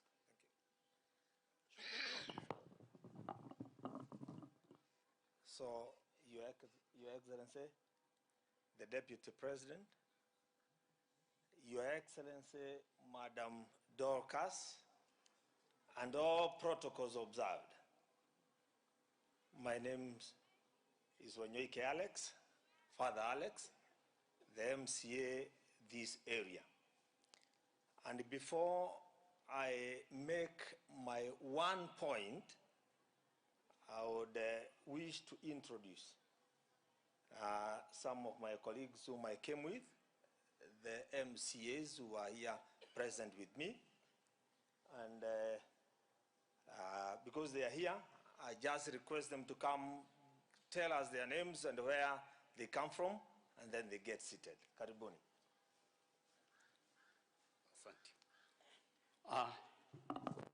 Your Excellency, Rigathi Gachagua, the Deputy President of the Republic of Kenya, Mama Boys, Daktari Reverend Dorcas, Bishop, my role Bishop Wanyoike, Bishop Emeritus Maheaine, and I must thank you sincerely because you presided over my confirmation, which in the Anglican Church is an important occasion in the Christian life. The House of Clergy, the parents who are here, the students, Alpha mko? Gen Alpha mko? Gen Z mko? Gen X mko? Baby boomers mko? Hii nchi ni ya sisi zote. Your Excellency, I must thank you profusely for finding time to join us today for this auspicious occasion. I have seen the love that you and your family have for the people of Gatanga, because just recently I was with Mama Boys at Gatanga Catholic Mission trying to help the people who are addicted to drugs. So tunawashukuru sana. Sisi hatuna mengi ya kusema, Your Excellency. Lakini tunataka kukuambia, we want to tell you to your face that sisi tuko na wewe. Na sisi ndio tuko ground. Na mimi nimesikia mamas, nimesikia huko Nairobi kuna rumors zinaendelea huko. Lakini sisi hapa, sisi ndio tuko ground. Na sisi tunajua venye ground inaenda. Ground ni different. So tunataka kukuambia, tutakushikilia even in your effort to unite the people of Mount Kenya. Sisi tuko na wewe. Your Excellency, kuna kitu moja tu ninataka kukuuliza. Ulianza vita ya pombe. Na sasa mimi ninaona imeregea kidogo. So nataka kukuuliza kama nimenyenyekea kabisa. Hiyo fight against alcoholism, especially the illicit brew, hiyo tuongeze gia kidogo kwa sababu ninaona kama tunateleza kidogo. Hiyo ingine, Your Excellency, katika hiyo your effort to unite the people of Mount Kenya, mimi pia ningekuomba ukutane na assembly ya Murang'a, tukukaribie ndio hata sisi tuende safari pamoja. Asante sana. Asante sana Mheshimiwa Kibaya kwa machache. Wacha sasa nichukue nafasi hiyo, Excellency, nimkaribishe bunge wetu wa pale Kangema ambaye anaitwa Mheshimiwa Geshofa. Yuko area? Ala, mnakuja mnajificha hapo nyuma tafadhali. Pole sana, pole sana. Nani mwingine yuko area? MCA? Aya, asante sana. Pole bwana Kiongi. Wacha nimkaribishe MCA wetu wa ward ambayo iko pale juu pande ya majani inaitwa Kariara. Bwana Ishove, karibu. Asante. Maneno machache tu haraka. Thank you very much, Mheshimiwa. Your Excellency, the Deputy President, Mheshimiwa Rigiji, Mama Boys, Pastor Dorcas, na Bishop wetu wa Thika Diocese. My name is Geshofe Mbatia, privileged to be serving the people of Kariara Ward in Murang'a County Assembly kama MCA. Kanisa ni mingi, churches ni mingi, lakini mimi ni member wa ACK Thika Diocese. Pia bishops ni wengi, lakini the only bishop ambaye ni professor ni huyu wetu Bishop Julius Wanyoike. Na tunakupenda sana Bishop, asante sana kwa kutukaribisha. Your Excellency, the Deputy President, let me take just 1 minute nikuambie kwamba mimi ndiye MCA Kariara, mahali ambapo Mama Boys ametoka. Na huyu ametushikilia sana na tunakupenda. On behalf of the people of Kariara, I have not met you publicly to tell you thank you. Sababu wakati tulikuwa na msiba mkubwa ulitushika. Kuna kijana wetu alilala hospitali, akakufa, akakosa kutoka kwa bili ya hospitali. Wewe ulisimama na sisi nilipokuomba na hatujapatana, nikuambie asante. On behalf of people of Kariara, asante sana na tunakupenda. Pia tukuambie nikikaa chini kwamba ile yote inaendelea huko Nairobi ni sawa. Lakini ile ambayo ni muhimu ni ground. Na ground inasema ni Rigiji. That one I tell you without any fear of contradiction. Sisi tunasimama na wewe, viongozi wa mashinani, and I want to give our MPs and senators free advice. Nyinyi pangeni ile mtapanga. Lakini kama mnataka kuanguka 2027, jaribu mcheze na huyu mzee wetu Rigiji. Asanteni sana. God bless you. Asante sana Mheshimiwa Geshofe. Natumaini hakuna MCA mwingine ambao yuko area. Wacha pasi nichukue nafasi hii kwa heshima kubwa tumkaribishe mbunge wa Kangema Bwana Kihongi. Karibu sana.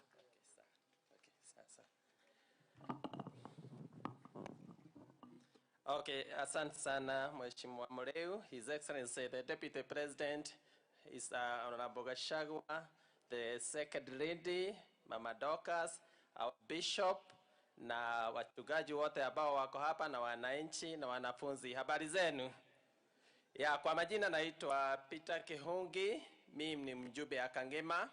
Leo nimekuja kushirikiana pamoja na His Excellency the Deputy President pamoja na rafiki yangu Honorable Mureu kwa hii kusherehekea miaka 50 ya shule yetu. Lagu ni kushukuru sana kwa viongozi wa shule kwa vile hiyo shule imeweza kuinuka. We can see it. Walianza, kuna mwenye amesema walianza ikiwa ya mbao, na within that time iko na over 1,000 students, that we can see the parents and the progress yenye imefanya. We wish to support the school and to congratulate you all. Secondly, lagu ni kusema ya kwamba mimi kama mjumbe wa Kangema nimeona ni vizuri nikuje niweze kuweka wazi mambo ambao najua imesumbua wananchi wetu sana sisi watu ya Murang'a. Wakati kuna mambo inakuja inasema ati kuna mjadala impeachment ya His Excellency the Deputy President. Niseme ya kwamba hiyo mjadala hatujaiona. Na mjadala ikianza lazima ianze na a third of members ambao wanafaa kusign that impeachment motion. Lakini ningesema ya kwamba juzi I have a young boy.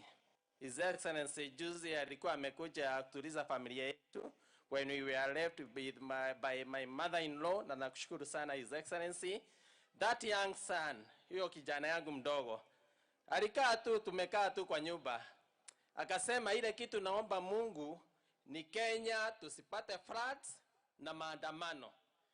Hii kitu iliingia watoto kabisa. Kwanza hii ya maandamano, the children iliingia kwa akili yao and they were very uncomfortable with the protests that were ongoing in this country. And also the floods also, I never knew it had internalized to the minds of our children. But now on issue of flood, that was unnatural and therefore we had no control. The issue of protests, somehow we as members, we cannot run away from it because somehow we provoked it. But if we go ahead and introduce something like impeachment, that is being extremely insensitive with Kenyans. Kenyans has gone through a lot during our government. And now thinking and coming up with a head or a might of something like impeachment of a person who is loved by the people who elected him, I think that's being extremely insensitive. And I could pray, wale ambao wako na hizo akili, tafadhali, let them mind about the people of Kenya who want to do business, who want peace, who want to have the comfort of doing their business, so that at least for the remaining 2 years, we can be able to give services to our people. Kwa hivyo, His Excellency the President, me already have been warned na watu ya Kangema. Wameniambia Kihongi for the finance bill, hiyo tulikusamehe. Lakini hii ya impeachment nifanye, lakini niondoke Kangema.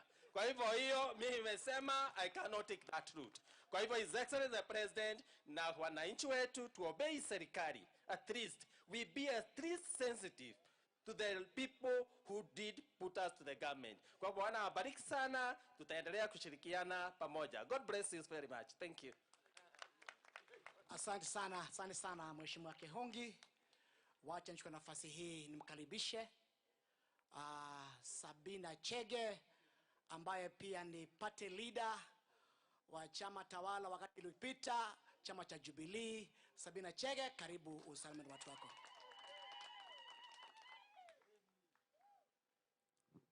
Thank you very much, Mheshimiwa Mureu, my lordship and a friend, Bishop Wanyoike and all the clergy, Your Excellency, the Deputy President of the Republic of Kenya, Mheshimiwa Rigathi and your spouse, Pastor Dorcas, viongozi wenzangu ambao wamefika siku ya leo kutoka MPs, the MCAs na pia viongozi, Deputy Governor, bodi ya shule, wazazi, marafiki na wanafunzi. Hamjambo.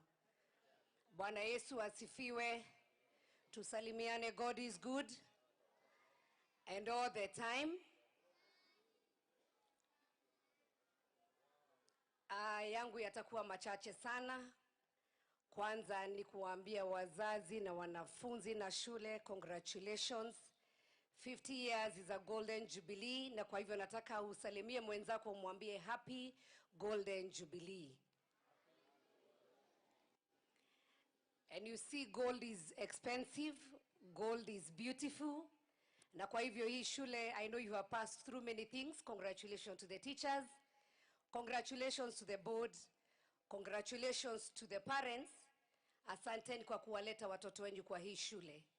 Nataka pia kushukuru the bishops wale ambao walianzisha hii shule. Bishop Mahiaine, tunakuheshimu, tunakuenzi.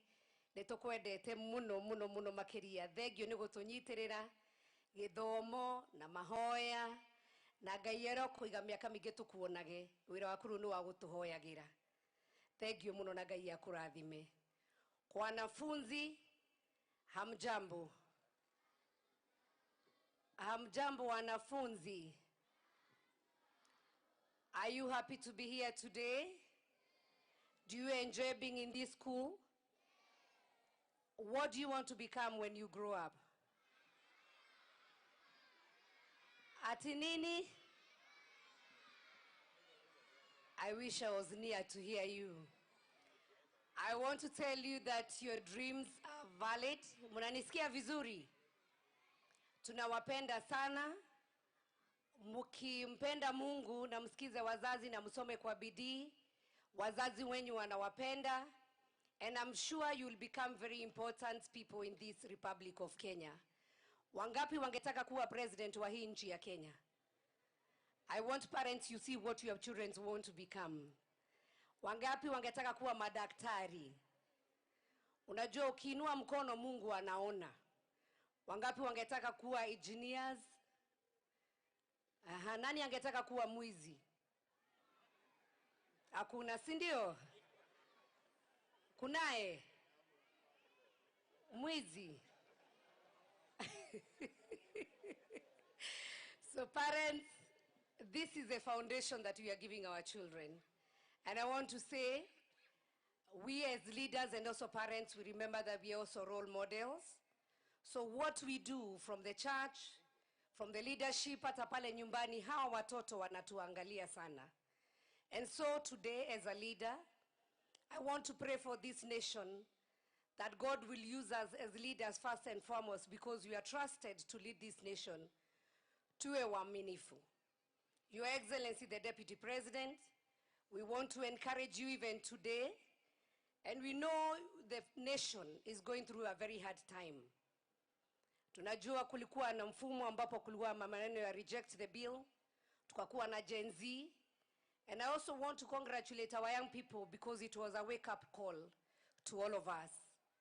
Tukae, tujiangalie, and we do factory setting and reset the way we are doing things and the way we see things.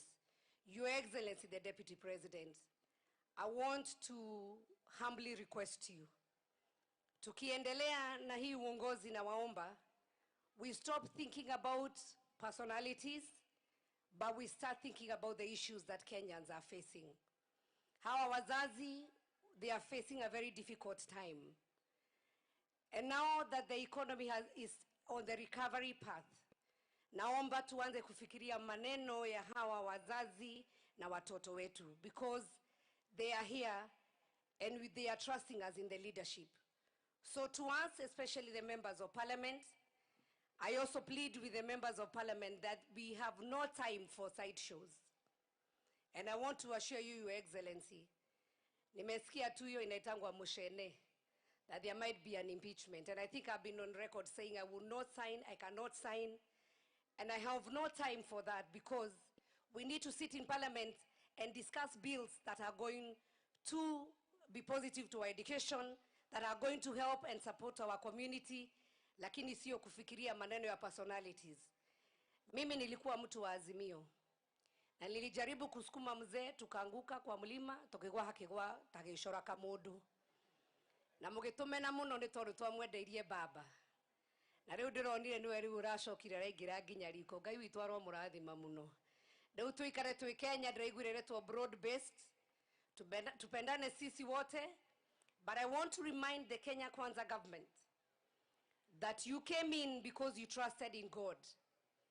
And because you prayed and God gave you leadership. Stop looking for solutions from individuals, including myself and Sabina. Musitafute your solutions thinking that you'll get organized if you get individuals. Remember your foundation was God.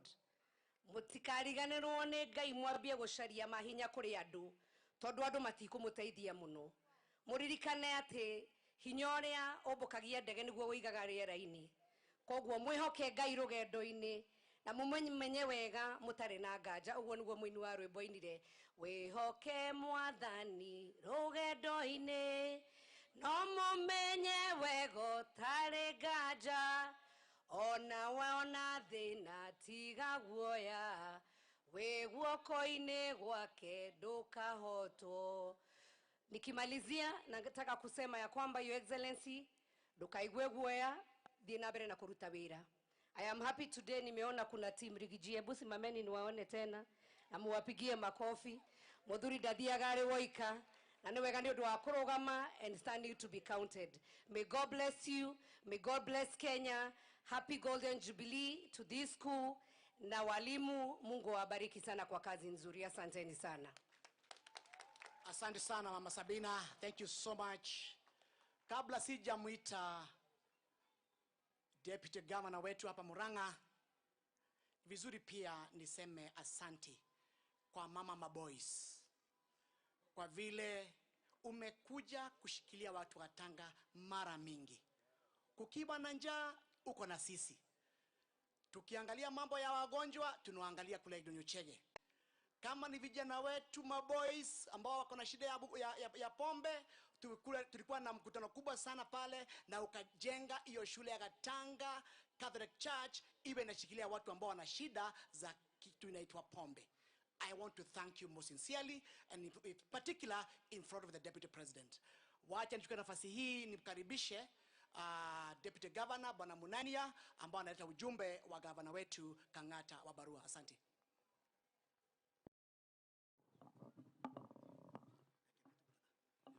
Thank you very much, Your Excellency, the Deputy President of the Republic of Kenya, Her Excellency, the Second Lady, Pastor Dorcas Rigathi, my Lord Bishop, allow me to stand on the established na wananchi wote kwa jumla. Hamjambo. Kwa majina naitwa Stephen Munania, naibu gavana kwa jimbo hili la Murang'a. Na kwanza na mbele kwanza kabisa ni kuleta apologies za His Excellency Dr. Irungu Kang'ata aliko nje ya county kwa shughuli za kikazi na ameniambia niwaletee apologies zake.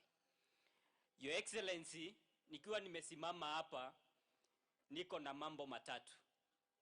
Jambo ya kwanza ni kukufahamisha ya kwamba mimi nafurahisha sana na ningependa kukushukuru kwa sababu mimi kama mshirika wa kanisa ya ACK Thika Diocese na pia mshirika wa ACK Thika Memorial, mimi nashukuru sana kwa kuja kwa hii kanisa yangu. Ya pili, ningependa kukushukuru Your Excellency kwa sababu wewe umekuwa wa kushikilia vijana. Mimi ni kijana mmoja wa hii county mwenye anaweza ambiwa the youngest deputy governor in this republic. Na tukiangalia nchi yetu na tukiangalia maneno tunayoendelea nayo kwa nchi yetu, vijana wamesimama kindete wakisema kuna mahali kiatu inawauma. Na hii maneno yenye tuko nayo, vijana hawapigi kelele kwa sababu ya kupiga kelele peke yake. Wanapiga kelele kwa sababu they have a need to build a better nation for us. As the Deputy President of this republic, I know you have a vested interest in mentoring young leadership. Sisi tuko hapa tukushikilie kama Murang'a County. na nakuambia nikiwa kama kiongozi wa vijana hapa Murang'a, tuko nyuma yako na tutaendelea kukushikilia. Nikimalizia ya tatu,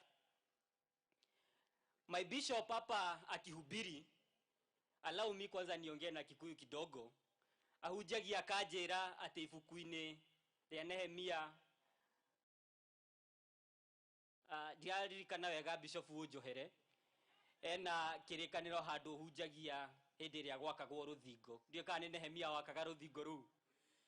Kwarĩ na andũ mamumĩrire makĩmwĩra rũthingo rũrũ ona waka rũrũ ũrĩa rũhana ona mbweno ĩkĩ atĩa. Your Excellency niĩ ngwenda gũkwĩra inegene rĩrĩa ũraigua kũrĩa Nairobi we ndũkamake nĩ andũ arĩa metagwo Tobia na Sabarati, andũ arĩa ũru, andũ arĩa matangĩenda rũthingo rwakwo nigetha andũ gũkũ Mount Kenya tũteithĩke. Andũ acio ngũkwenda gũkwĩra nĩ Tobia na Sabarati, mekuga atĩ rũthingo rũrũ no rũgũithio nĩ mbwe, no mauge rũthingo rũrũ ona kũngĩũka karũhuo kanini no rũgwe. Niĩ ngwenda gũkwĩra rũthingo rũrĩa rũgwakĩte our deputy president, rũthingo rũrĩa rũgwakĩte rwakĩtwo na kahiga karĩa getagwo gako-inĩ.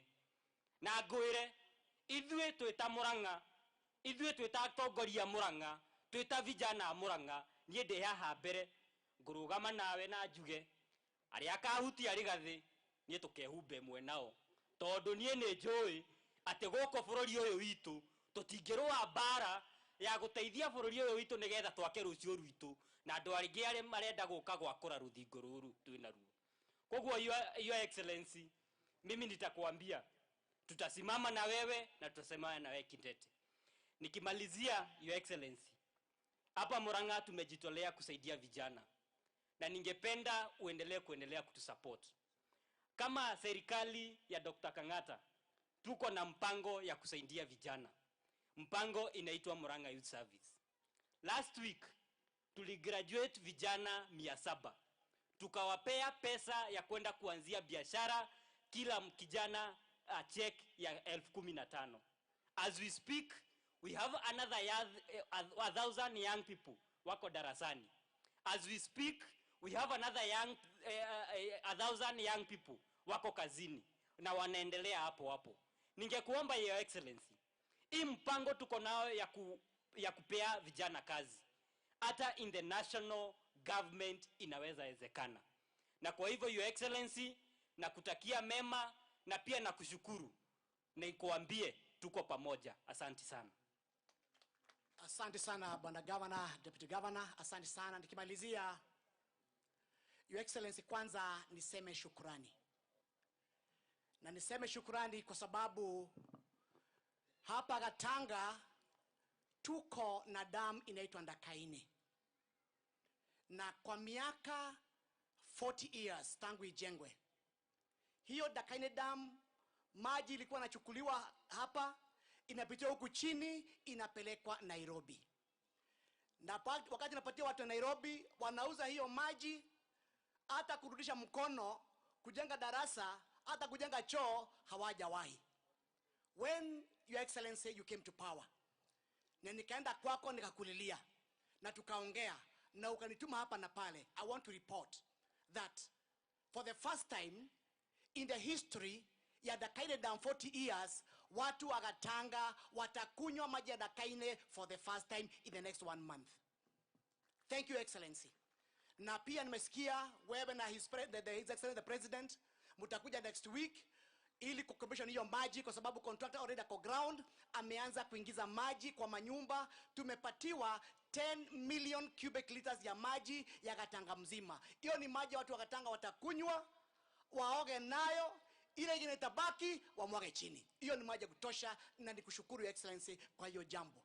Ya pili, Your Excellency, ningetaka kusema, na kuna mtu ametaguzia hapa tuko na watoto zaidi ya 1000 na michezo yao wanafanyia pande hii na shule ziko pande ile nyingine. Na mimi nikipita hapa hii barabara, Your Excellency, nakuta walimu wamefunga njia na mkono, wanasimamisha magari na mkono, ili watoto wetu wasikue na madhara ya hiyo magari. Your Excellency, mimi ni kijana wako, nataka tukitoka hapa unitume pale kwa ministry, nipatiwe hiyo bridge in the next few days, kuwe na designer itengeneze, because hakuna haja kuja mazishi. Afadhali to make sure we do the right thing at the right time. With this school, the best gift you can give them on their 50th anniversary is a bridge across. Ya pili, Your Excellency, this is a peri-urban area. It's an expansion of Nairobi and expansion of Thika Town. Na kama unavyojua, watu wakija wananunua mashamba na kadhalika, it's an area which is growing at a very, very fast rate. Na tuko na jambo moja tukitaka kukuomba, kwa sababu uko hapa na wewe ni baba yetu. Kitu ya kwanza ni police station. Ili pahali pakue vizuri, lazima kitu inaitwa security iwe imedumu. We request Your Excellency, pia nikitoka hapa, kabla hujaenda, the next gift you can give to the people of ACK Memorial School and the community around here on their 50th anniversary, ili waambie happy anniversary, ni police station. Na tuna shamba hapa Bahati ya more than 2 acres ready to build a good police station to make sure this area is extremely safe na watoto wetu pia wako safe. Ya tatu, Your Excellency, pia nataka unitume kwa sababu uko hapa, na hiyo ni birthday gift ambayo umetuletea siku ya leo. Hii mabarabara ya hii area hii, Your Excellency, sana sana kutoka pale kwa Dhambara kuja Maki Estate, kuja pale panaitwa Gethingiri, hizo barabara za hiyo, especially the new development, hizo barabara, Your Excellency, ziko mbaya sana.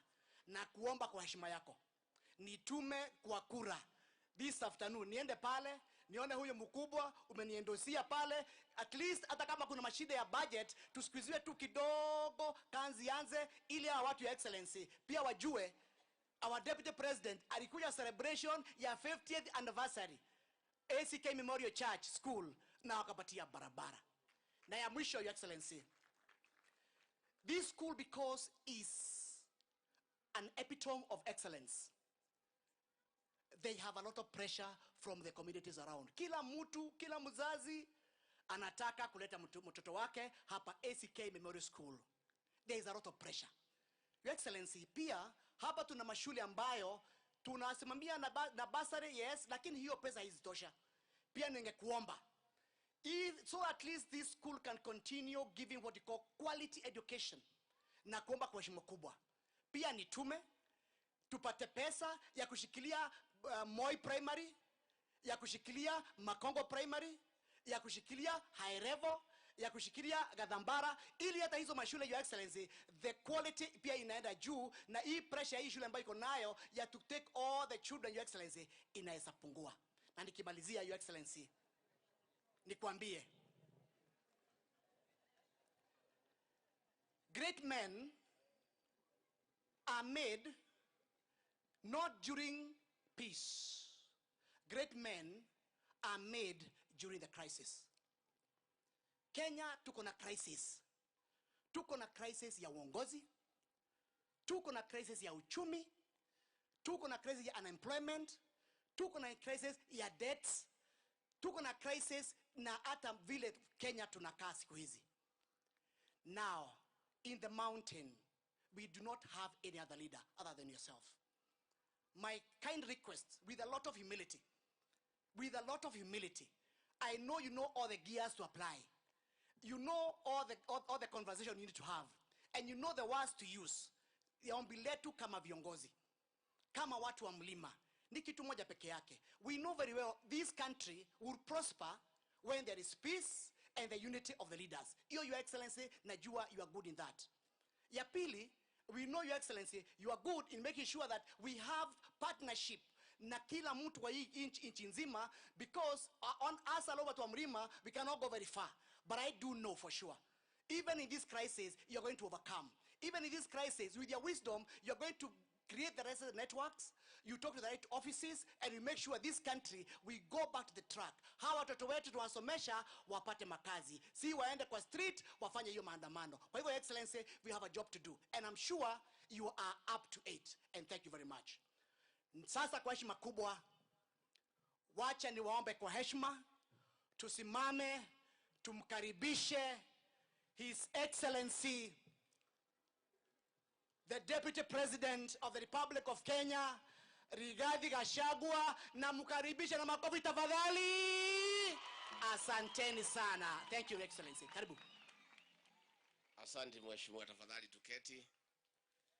Baba wetu Askofu Professor Julius Wanyoike, viongozi wetu wa dini, chairman na members wa BOM,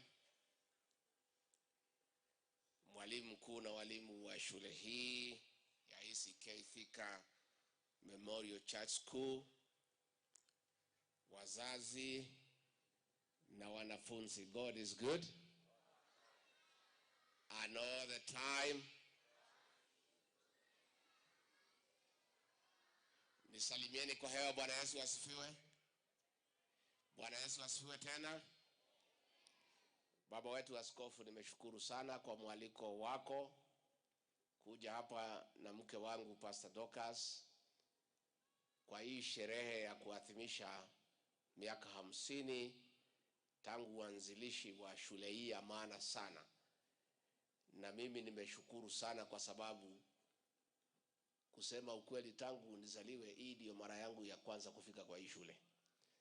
Na nimependezwa sana na hii shule. Nimetembea, nimeona vile mumejenga, nimeona vile walimu wanafanya kazi, nimeona watoto vile wako wasafi, wako na nidhamu. Tumeona vile wametubuiza sisi hapa. Tumeona wazazi watulivu, na pia nimearifiwa ya kwamba hii shule inafanya vizuri sana. Na ndio mheshimiwa wakili Mureu anasema iko msongamano ya wanafunzi kuja hapa because of good performance. So I want to say congratulations to the church, to the teaching fraternity, to the parents, to the peoples on the Golden Jubilee. Pongezi, pongezi, congratulations. This is a great institution that has mentored many people. I am told there is a population of 1,670. That's a huge population. I've also been briefed that the alumni wale wamepitia hapa ni watu ya maana sana katika Jamhuri ya Kenya. So this school has produced great people, great minds. Na nimeona yule mwakilishi wa alumni ameongea hapa. Kizungu alikuwa anafunga na mapua hata siku nyingine naelewa. I think this is a great institution. Kama hawa ndio mumetoa hapa, Mungu sawa. Najua mimi ni mtu ya kichagi kidogo, hii Kizungu mingi sana inanitatiza kidogo. And I have been told that this school has produced men and women of substance. Bishop and the church, I want to congratulate you. The church and state are partners in development, and in matters of education, the Anglican Church of Kenya has stood tall in building great institutions in partnership with the state. In fact, the school where I went from 1 to 6, Kenyaga High School, is sponsored by the ACK. So I have testimony of the great work the ACK Church has done in the development of our educational institutions, in mentorship, in matters counseling, and making sure that our children get spiritual nourishment so that they grow founded on Christianity as they study and become men and women of substance. Kwa hivyo mimi nataka kupongeza kanisa letu la ACK. Pia mumeniomba tujaribu kusaidiana. This being a faith-based institution, you cannot get direct government funding. But it's a discussion that we are having with the president. That going forward, the church has schools and hospitals that they are running. And most of those institutions supplement what the government is doing. So I think it's a conversation that we need to have as an administration. That going forward, we may want to see whether it is possible as we support public schools, that we do also consider to support faith-based institutions, because by their very definition and operation, they are actually public institutions. Because kanisa na public is one and the same thing. So tumekubaliana na baba askofu ya kwamba ile mjengo iko pale, tutashikana na huyu mheshimiwa na alumni, tutengeneze dina hata kama ni Nairobi ama hapa Thika, tujaribu kuchanga pesa ya kuja kumaliza huo mjengo ambaye umeendelea vizuri sana. And that one we shall do. Chairman of BM ameniambia pia tujaribu kusaidia mambo ya auditorium. Ameniomba mimi nifanye, lakini niko chini kidogo. Najua hii mambo ya uchumi umeumiza kila mtu, sio ninyi peke yenu, kila mtu yuko chini. But I know what we'll do. We'll look for partners. I'll approach a few institutions, several foundations. We'll come up with something so that together tusaidiane kwa hiyo mambo ya hiyo auditorium. And I think that project of music, arts, drama is a good thing. And I was very happy to see the 5 groups that will go to Eldoret to represent this area in the National Music Festival. I pray that you perform very well so that you make it to the gala performance on Tuesday, where I'll be the chief guest. Ndio nikuje nikutane na nyinyi huko. Mungangane kabisa tupatane hapo kwa gala performance. Juu ya hayo, hiyo timu 5 nitatafutia nyinyi 1,100 muende mkikunywa soda mkienda huko Eldoret. Tutatakia nyinyi mema.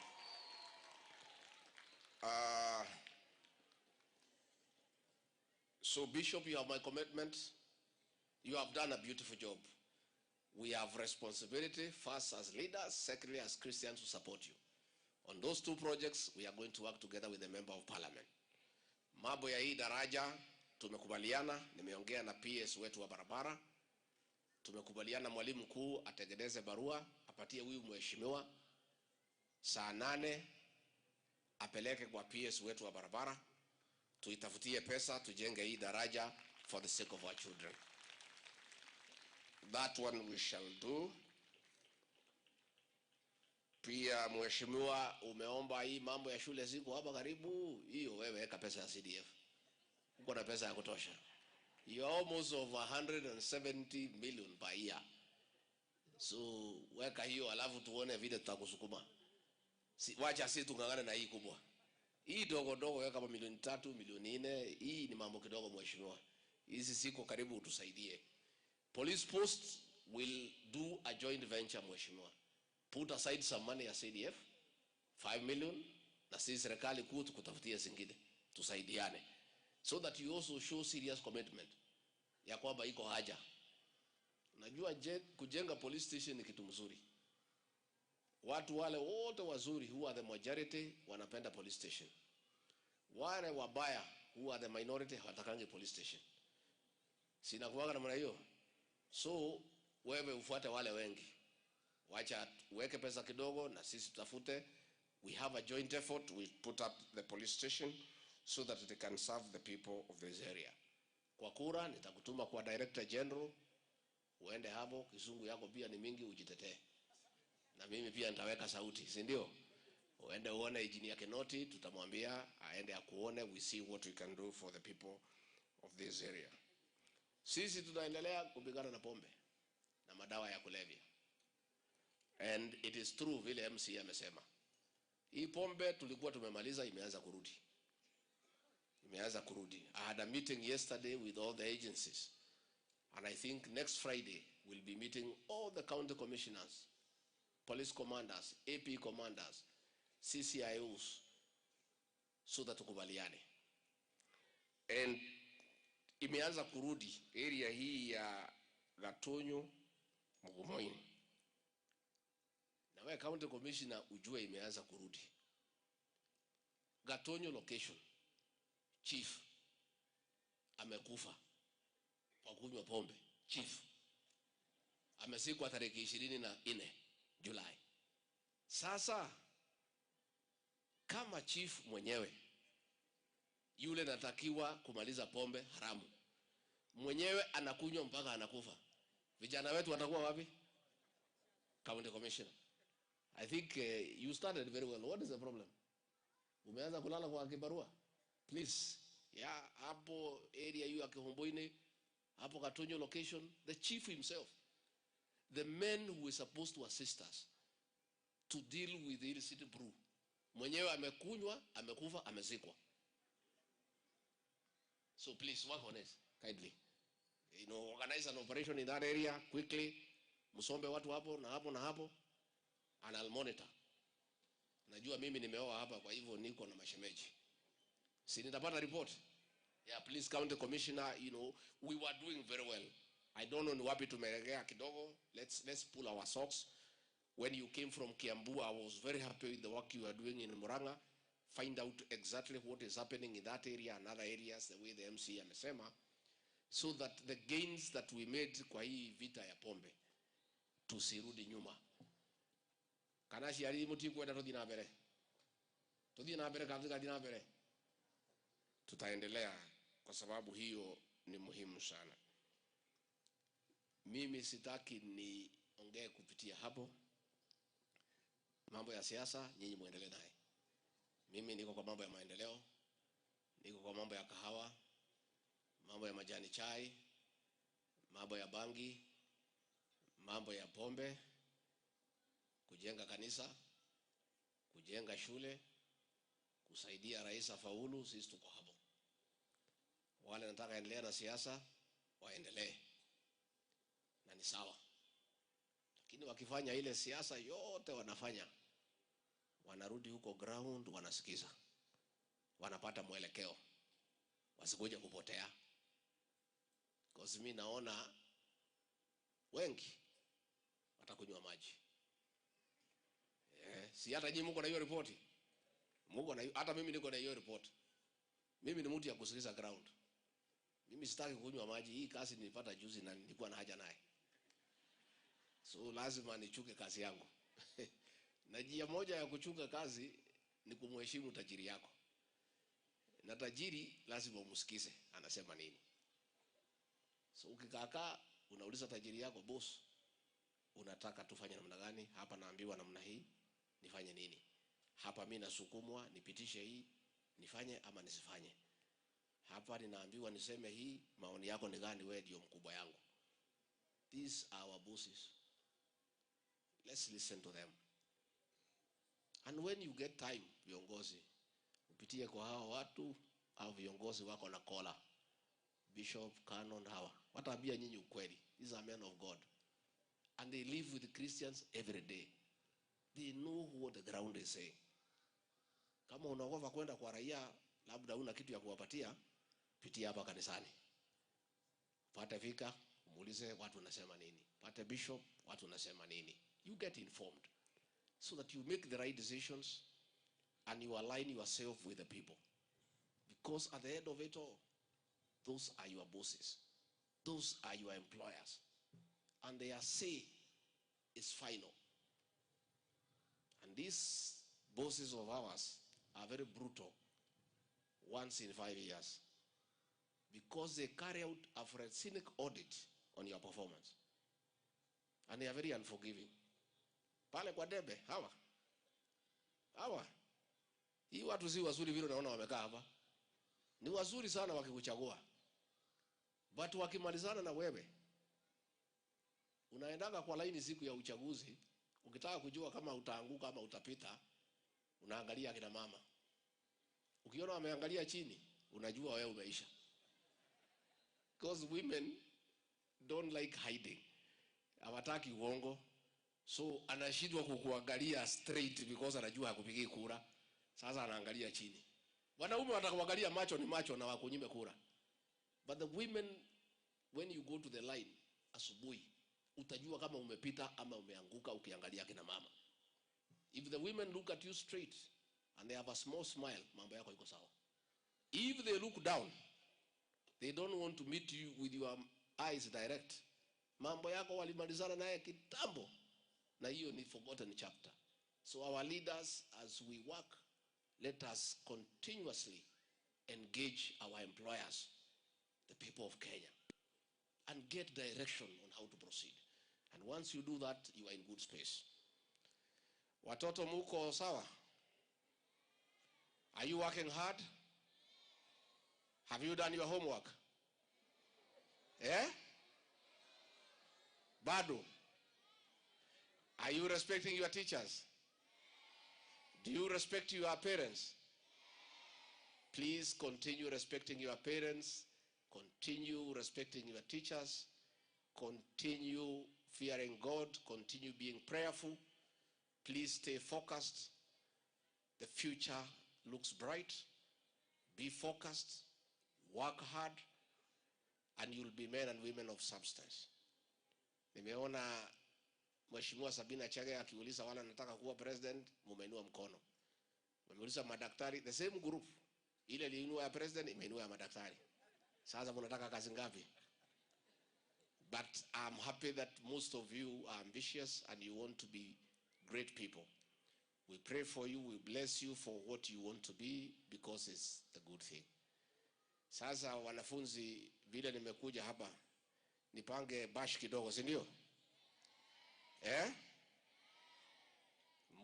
Ndio next week mukuwe na lunch, dinner or something, si ndio?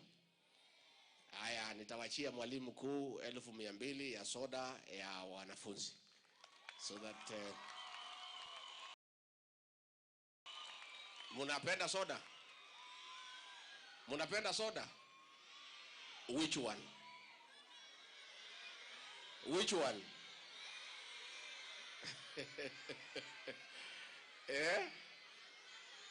Fanta, Coca-Cola, Sprite, bitter lemon. Hiyo hamtaki? Haya, mimi nitapanga 200,000, mwalimu atapanga soda, mkate, keki, nini, msherehe. So, nimeshukuru sana. I came with my wife, Pastor Dorcas. Mngetaka kumuona? And she's your daughter from here. Nilimtoa hapa Katanga, hapa iko wamama wazuri. Hajawahi kunipiga, hajawahi kunitukana, hajawahi toroka kurudi kwa hata siku moja. Sasa ninafurahia sana, ananichunga vizuri, tena ananiombea. So nilimwambia naenda kwenu Katanga. Sasa tukasema tukuje pamoja nyumbani. Sijui kama atabaki hapa mimi nielekee pahali naenda, nimwache nyumbani ama tutaenda na yeye. Lakini sioni yakubali kuniacha, naona atafuatana na mimi. Ama mnataka abaki hapa Katanga? So nimeshukuru sana. Pastor Dorcas, come and say jambo to this your people.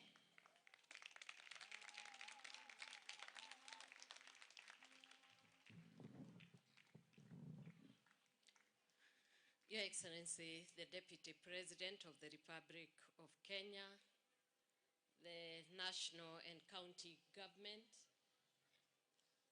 all your Lord and gracious Bishop, the House of Clergy, the Board of Management, the alumni, and all protocols observed. Bwana asifiwe. Bwana asifiwe tena. I want you to look at the person sitting next to you and tell them congratulations. 50 years of God's grace. And we celebrate God's favor and goodness. And if we can put our hands together and celebrate our God for the goodness and mercy and favor.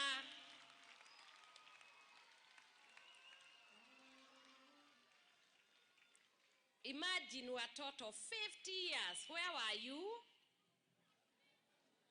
Do you remember where you were 50 years ago? But your parents, they were there, some of them. And you can see it is a long, long time, isn't it? And I believe that the favor God has shown in those 50 years, He will continue to bless you. And He has been gracious to this school. I hear you are one of the best. In fact, one of my nieces, she came to this school, and I was very excited because when we sponsored her here, she came out with flying colors. Can you clap for yourselves? My mom also, an ACK, she used to come to this ACK here from Thika Town, and then she moved from here, she went to Kairegi ACK, Good Samaritan. So I have a background with ACK, and I really love what you do. And what I am very excited about, His Excellency has said that every time the leadership is put in place, they have to deliver for them to be given another term. Imagine the church has performed for the last 50 years, and today we have come to mark you present, matured, and excellent work even today. Can we clap for the church? And I'm very proud to be associated with you because I was born here. I was brought up in Kiandutu across there. And I'm very proud to be a person who comes from Muranga and also reared in Thika. So Kiambu and Muranga, they bear quite a mark on me. And therefore, as I stand here, I just want to once again congratulate you for the good work you are doing. The parents continue to take care of your children, parent them properly, and make sure that the people, the barons, drug barons who are working on our children, I hear even these days they have devised some ways of lining whatever biscuits and even juices of our children with drugs. So you must take care of your children. As you have seen, I've been the boy child champion, and I'm not afraid to say I am going to fight this battle to make sure our children continue to be sober and they will grow to be what God brought them to be, and their destinies not to be messed up. Together with the church, I am asking we continue to open our churches to these boy children who are out there, and we see how we can change their life and validate their dreams. And I know we are going to do that. The young men who are here, are you here? Do we have young men? Do we have boys? Mama boys ako mtaa, na mama boys anasema musiende karibu na pombe. Anasema nini? Na mukiona yule anauza, munamwambia mzazi na munamwambia mwalimu na mwambie polisi. Si nyinyi munawajuanga, munaona? Mukiona mtu akiuza hizo bangi na nini, museme haraka kabisa, si ndio? Mukimwambia mom, mumwambie dad, I know things are going to change, and I love you, God bless you, and God honor you. Thank you so much.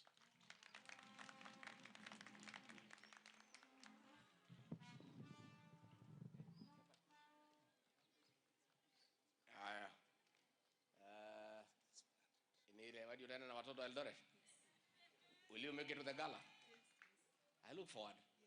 Please honor me. I'll be very happy to see you there because I'll be the chief guest. Ama mnataka nitapatia watu wengine zawadi na nyinyi mko. Aya 100,000 mkunywa soda jiani.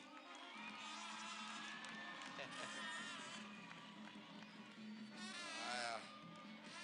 Na hii principal ni 200,000 upangie hao bash